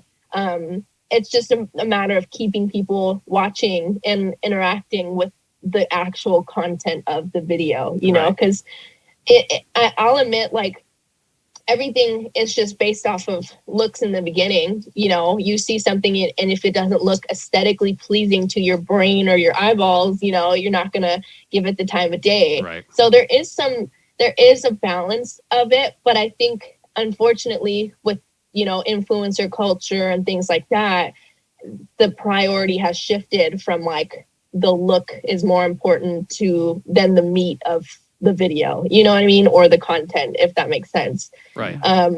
So it just kind of comes with it, I guess, in the sense. It's just really sad, honestly, like thinking about it. It's just kind of sad because, people are just crazy. It just wears on you. It wears on your soul. And it made me kind of realize, like, I have no desire to be like super ultra mega famous one day. It's just not really what like pleases. Like, it doesn't seem like a great lifestyle to me. If I can put out music and have a core following, that I may not be the most well-known person in the world, but like if I had a core following that sustains me and like, fulfills what I do, then I think that's pretty successful, but being famous and having people, just a way too into you than a normal person should be, I think is a scary thought. And it's so crazy because you have to capitalize off of it too. And that's kind of the dirty side of it all, is that you have to see it for what it is and take advantage of it without being too emotionally invested in it, if that makes sense.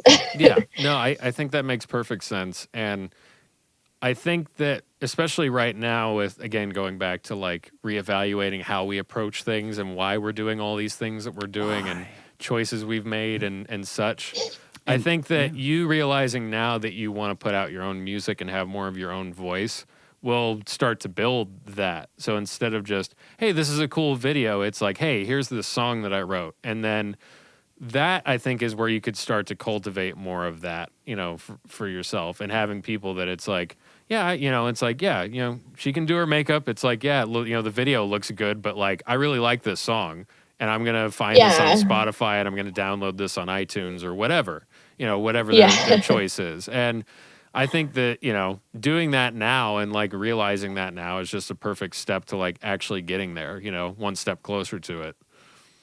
Yeah, I mean, I can full-heartedly admit that I've been my own worst enemy when it comes to trying to put myself out there, because I have been in so many situations where people are so negative that you start to actually like believe what they're saying, you know, over periods of time. And I'm finally unlearning some really bad habits of, you know, telling myself no before even trying things, or you know, just being super negative. It comes from the environments you're in and the people you're around. And, you know, if people have ill intentions or tell you you're not good at something, and you hear it so many times, you start to believe it, that becomes something that is you eventually. And you're like, oh no, I can't do this. I won't do this because, you know, I'm not good enough. I don't have this, I don't have that. And it just becomes excuses. And I did that for a very long time.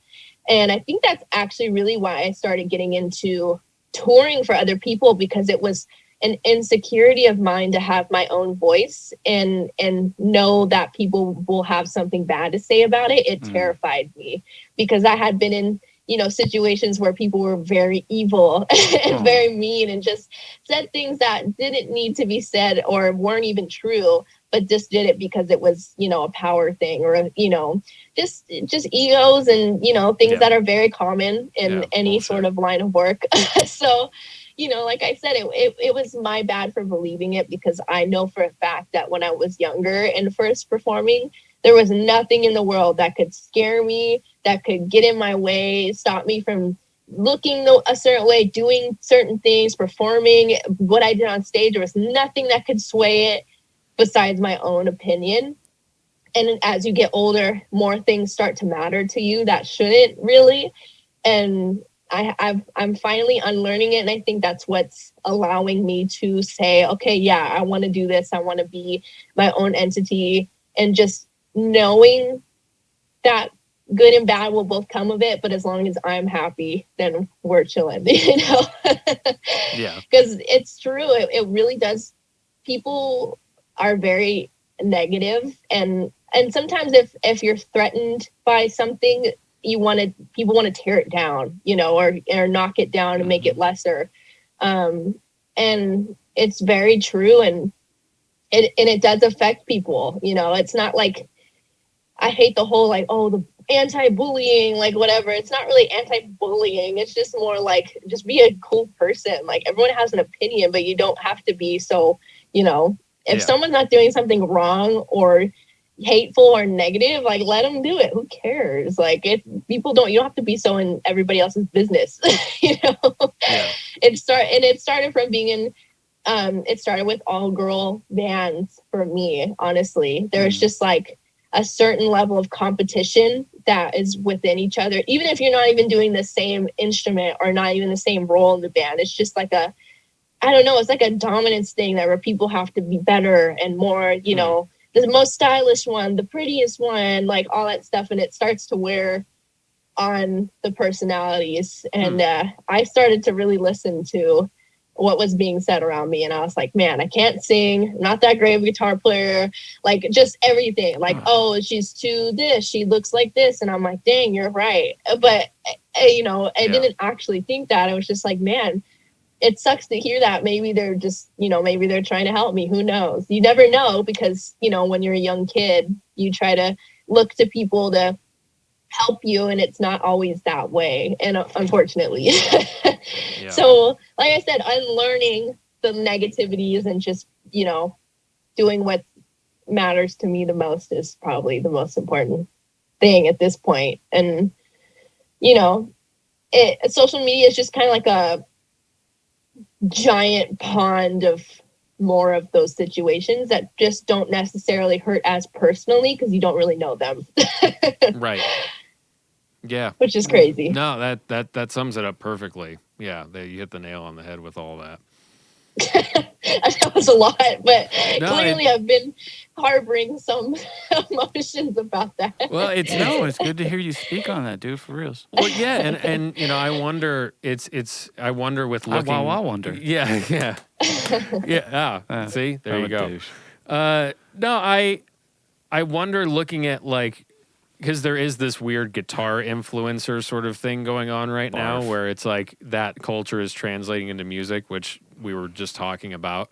And I wonder with that, because creativity is supposed to sort of come from a pure place. And obviously like social media is not that. So much purity. Yeah, it's the opposite of that. And so hearing you talking about trying to maintain your creativity when everything around you is kind of not conducive to that environment is important, because like you said, your goal is you want to make music and that's it. And you know, sometimes, especially in this day and age, there's a whole bunch of other things that are attached to that. And it's I don't know, it's really weird to navigate, and not a lot of people talk about this thing that like we're supposed to put our lives in as creative people, in the sense of if you want to be a professional, you have to have a good social media presence.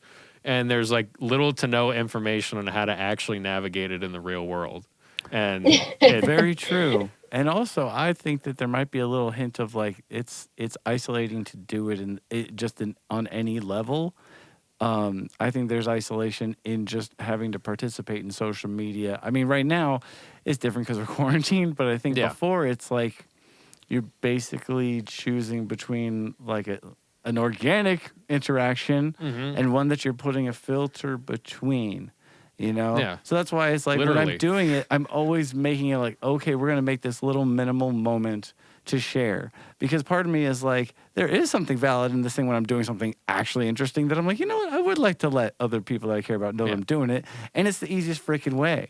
But beyond that, I don't have any interest in any of it. And, you know, it's like, it's scary to think about, like, what about when it's not people I know just automatically liking my stupid stuff? What about when it's really people? Because I always say I don't give a fuck. But what about if it's like, and I low-key don't. But what if it's like, you know, when the results start coming in and everybody's like, Disaster Cabinet sounds like shit. You can't sing. And I'm like, I never said I could, bitch. Yeah, but I'm like, how will I really take it? Like, you've had to deal with it, and I'm just talking on it. Yeah, you know? and or it's like heavy. just comments that don't help at all. Just like lame, sucks. And it's like there's a curious use of the Lydian mode in that progression. I'd be like, what does that even mean? Well, that's even you're giving people way more credit. You use the words Lydian mode in an Instagram comment context, right? You know, like take that shit. Yeah, but anyway. And you know what? And I'm pretty sassy about comments too. Like I'll answer back and just, you know, banter too. But then people get really offended that you even answered, like, because they don't expect you to. So it's just like, it's all a game. Everything in life is just a big giant chessboard, and you know everything affects. You know, it's just a game. And a lot of people on social media do things out of spite as well. And there's not really any sort of like purpose to what is being put on the internet, you know. And even when it comes to like, even I guess like guitar players, you know, there's a lot of people that are just like upset, you know, that people are figuring ways to navigate, you know, the internet that maybe they grew up with and they didn't have, you know. And unfortunately that's a part of the community that, you know, won't really change. But I think there's a lot of really cool players and a lot of cool artists out there that are really, truly just doing it because they like it and it's fun and they don't really mind, you know, anything else. I know for me personally, I love watching other people play and just like learning like different techniques from people. It's like the coolest thing because I steal all of them. I have no shame in that whatsoever. I'm like, oh, that was really cool. Oh, that person did that. That was really cool. I want to try that. And I literally just expose myself to everything. And, you know, it does sting when people are like doing something better than you. Like, that's just a human like reaction to be like, dang, like they're so much better. But for me, like learning to translate that like envy into proactive like energy has like helped me so much. Cause I'm like, I can do this. You know, I can definitely do that. I just never thought I could. Like, I'll try it and work on it, and it's helped me so much, you know, instead of being like, dang, like, I should do that and then not doing anything about it. You know? Right. It doesn't really help anything. And I've learned that, you know, in the past, when I was younger and was not, you know, as technically as good as some other people were, you know, and it used to frustrate me. And I'd be like, oh my gosh, like, you know, why can they do that and why can't I, you know? And then I would just want to do anything about it, you know? So getting older, you know, learning to take that and do something about it and go and appreciate it instead of being, you know, envious or jealous, you know, and instead of going like that and then being, you know, I guess appreciative of it and going and learning from it has really changed my whole life. Like I'm telling you, this year my character is so different. Everything about me, even like to like the hair color, is totally different.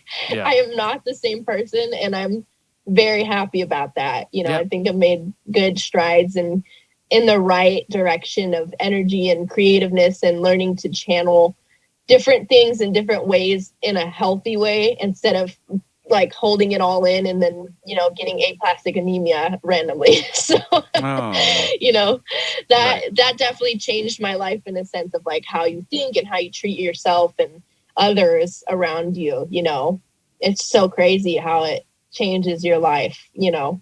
Yeah, absolutely.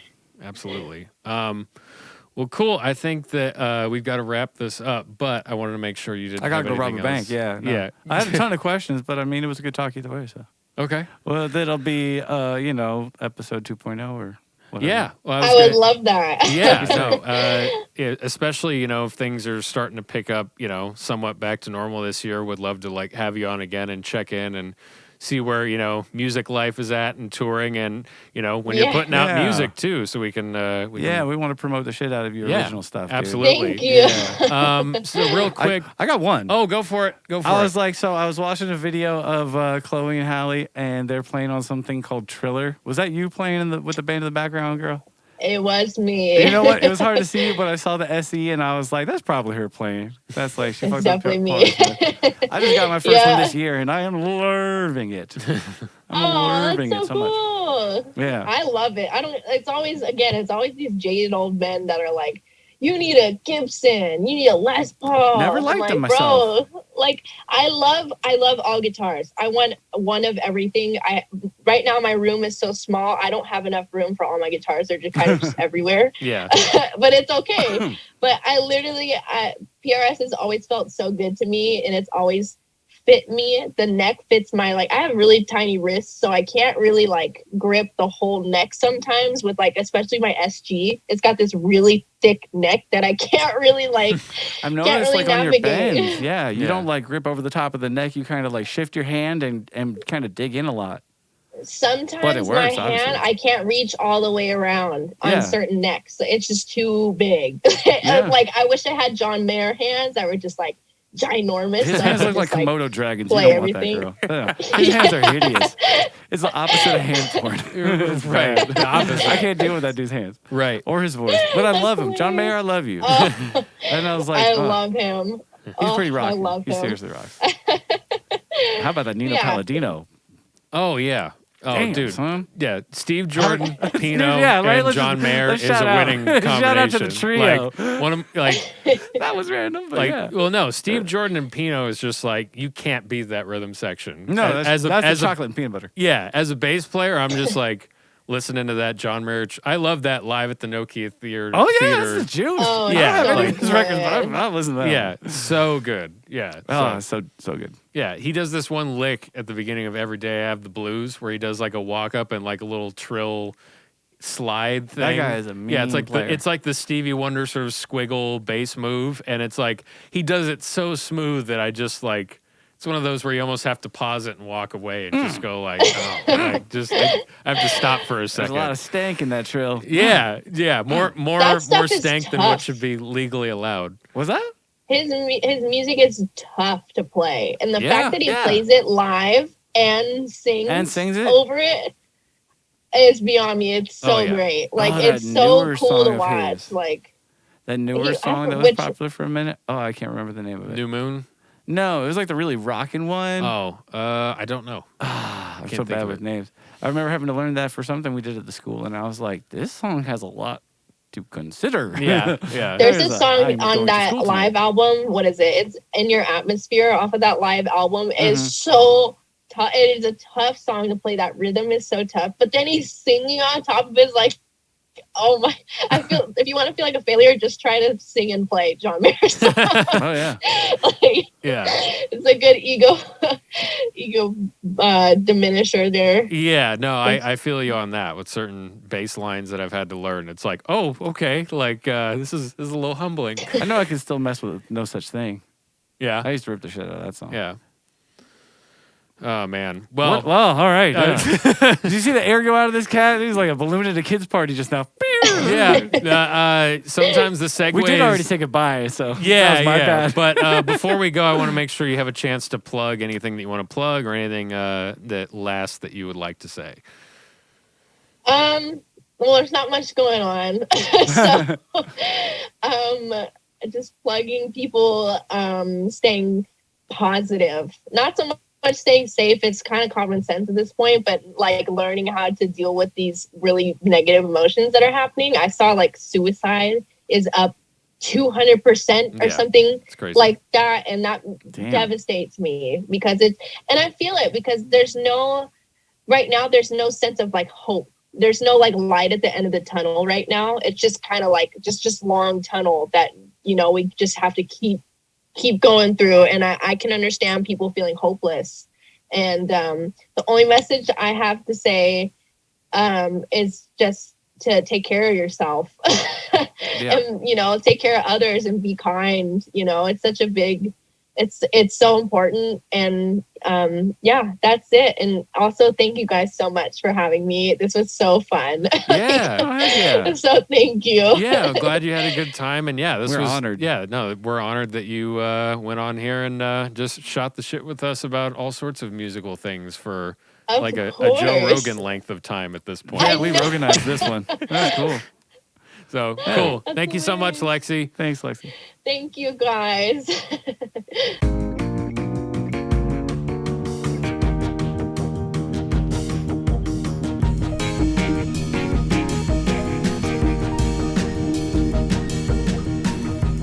So now we're banging on the outro, banging. That's my clap sync. All right, so what a lovely time we had. Tell me what a lovely time we had in 10 words or less. It was a fantastic conversation. I hope to have again soon.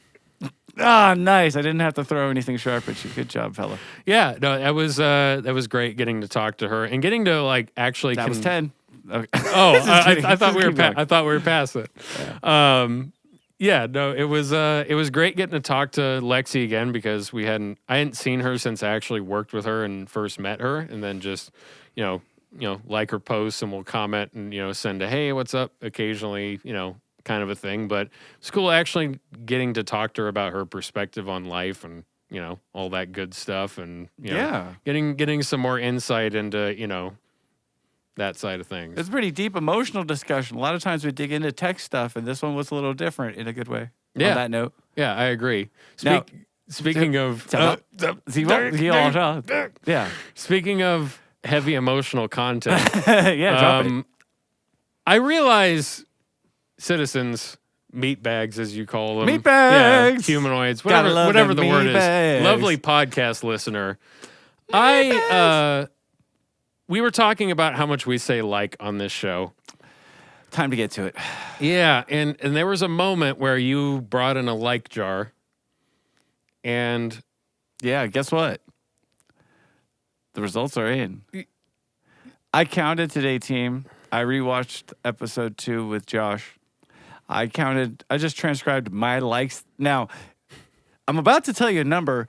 This is not the total amount of likes. This is only the ones that weren't in any meaningful context. Right. So if I used like in a way that was meaningful to the sentence, I didn't write it down. How many did I get, Jesse? Take a guess. Oh, this is jelly beans in a jar. Yeah, it's a big-ass jar, brother.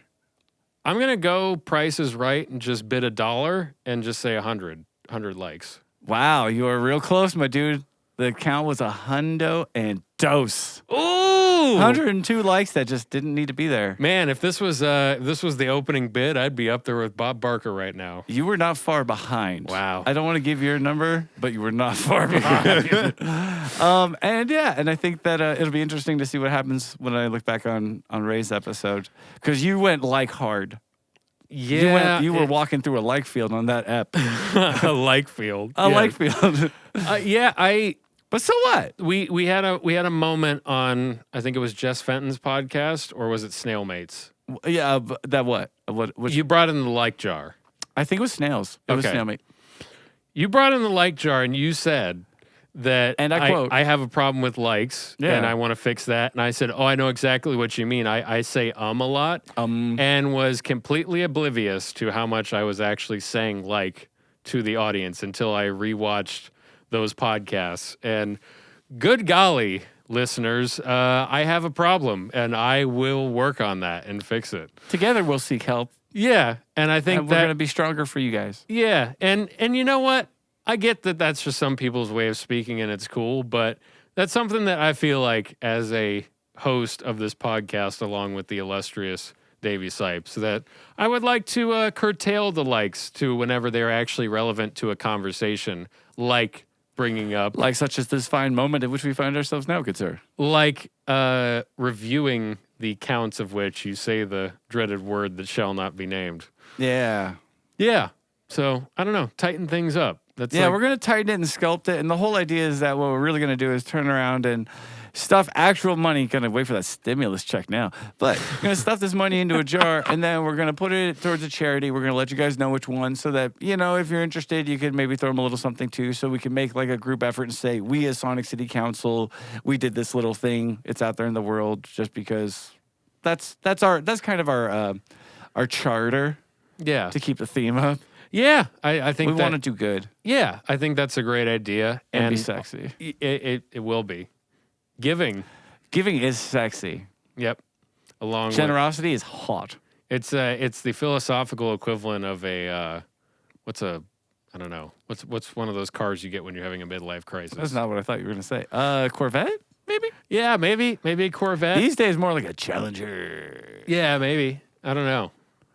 Something. Those are cars. I mean, I don't know what. Yeah. A Porsche. No, really, that a works. Porsche. That a Porsche works. would be one. Yeah. Okay. That's seriously. So it's a little bit of that, but I think that if we can help curtail our likes and also give back to a good cause, that I think that would be at least something positive out of it more than oof. I got to change that. Yeah. I mean, we're honestly not that frightfully self-conscious. It's more about like it's pretty funny because we've never really been on camera in this way or like talking consistently for hours this way, right? I mean, only to each other.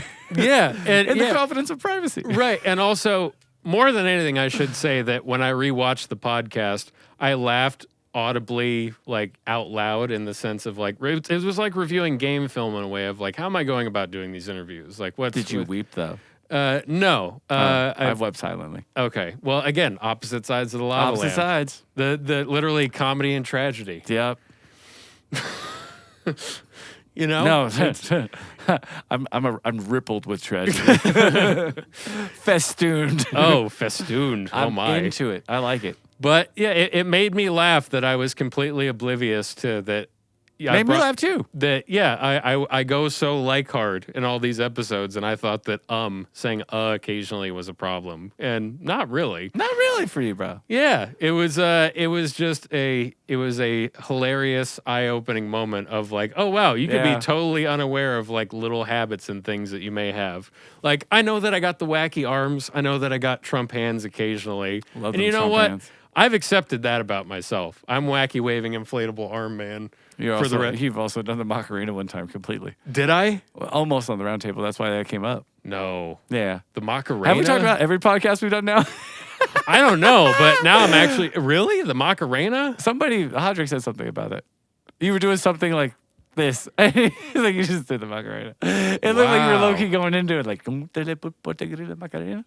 I am learning so much about myself doing this. This is fascinating. Right? It's a window into another world. It is another world. The other world. Jesse. It is.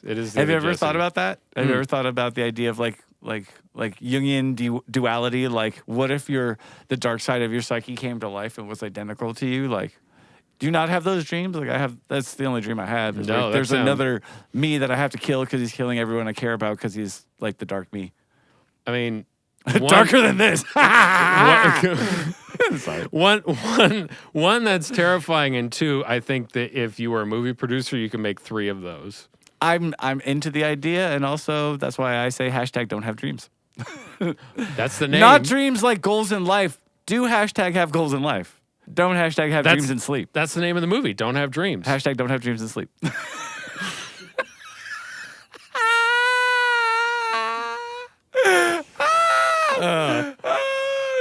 Christ. I broke myself. Okay. So this is a good episode. This is a good episode. You know what else is good? You, the fan base, for continuing to listen to our ramblings and dreams about not having dreams. Our evil goateed twin that is trying to destroy everything. Yeah. Whatever we ramble about per episode, we appreciate you sticking in there and being consistent with us and being loyal citizens to this podcast. We very much appreciate it. Mm-hmm. We do. It will reflect on your tax rates and your property values. Your resale eventually, yeah. Your resale value of anything you own in your house goes through the roof when you are a citizen of Sonic City Council. That's it, baby. And we are pleased to be here doing this together and with you guys too. Yeah, and real quick, because it slightly pesters him every time I do it, Max Taylor for making sure everything is running smoothly and not catching on fire behind us.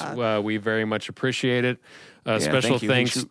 Special thanks to Amped Music and the Showcase venue, which a lot of cool stuff coming up with that is in the works. Showcase Theater. Go to the website. Check it out. Very exciting. Check that out. And virtual reality. It'll be in the description, but please give Lexii a follow on Instagram and YouTube and all that sort of stuff, and actually get to hear some of the cool loops and music that she's creating. Yeah, if you check out, I did a little YouTube dive. You can see her playing live at the 2018 Game Awards. They have the live stream up on YouTube. Way cool to see her up there with like the giant orchestra. Oh yeah, she rocked it. One other thing I want to throw in real quick is that, if you're interested in us, we actually are really musicians. We don't just talk about it all day like weirdos. Jesse has this fantastic band called Rogue with an exclamation point at the end. They're streaming on all platforms. Yes. I have a couple of things coming out soon, but old stuff, it turns out, is streaming everywhere, such as Bubonic Nate and Dead Rats. So if you like punk rock at all with a weird literary edge, please check them out. Yep. And also Benny Thomas Band featuring me and our brilliant engineer. One shout out. Yeah, one shout out. And I didn't say his name. Yeah, so check those out if you want to see what we're up to. Yeah. And if not, God bless you anyway. And the music that you're hearing after we do the final gavel rap is actually your upcoming band and music that you've got in the works called Disaster Cabinet. That's right. That is also me, doing the best that we can. I think Mr. Taylor's fine, right? You and Mr. Taylor. I think that's distinguished. I call him Dr. Pants. Well, I can't wait to hear the full EP or album that you and Dr. Pants are cooking up in this wonderful laboratory that we're sitting in. Is it? Me and Dr. Pants. Well, all right, you heard it here first. Davey's got a new album coming out called Me and Dr. Pants by Disaster Cabinet. I'm holding you to that if you don't stick to it. I might have to change the name. That's really cool, though. Thank you so much, everybody, and we will see you next week. Be good.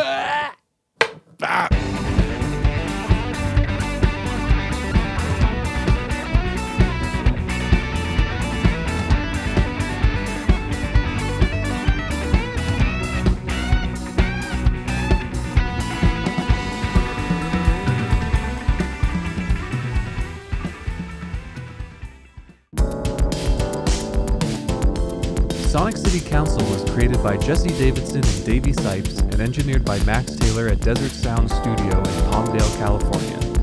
Thank you to Disaster Cabinet for the outro music. Intro music written by Max Taylor. Sonic City Council is produced in association with Amped Music Academy and the Showcase venue. For more information, visit theshowcasevenue.com.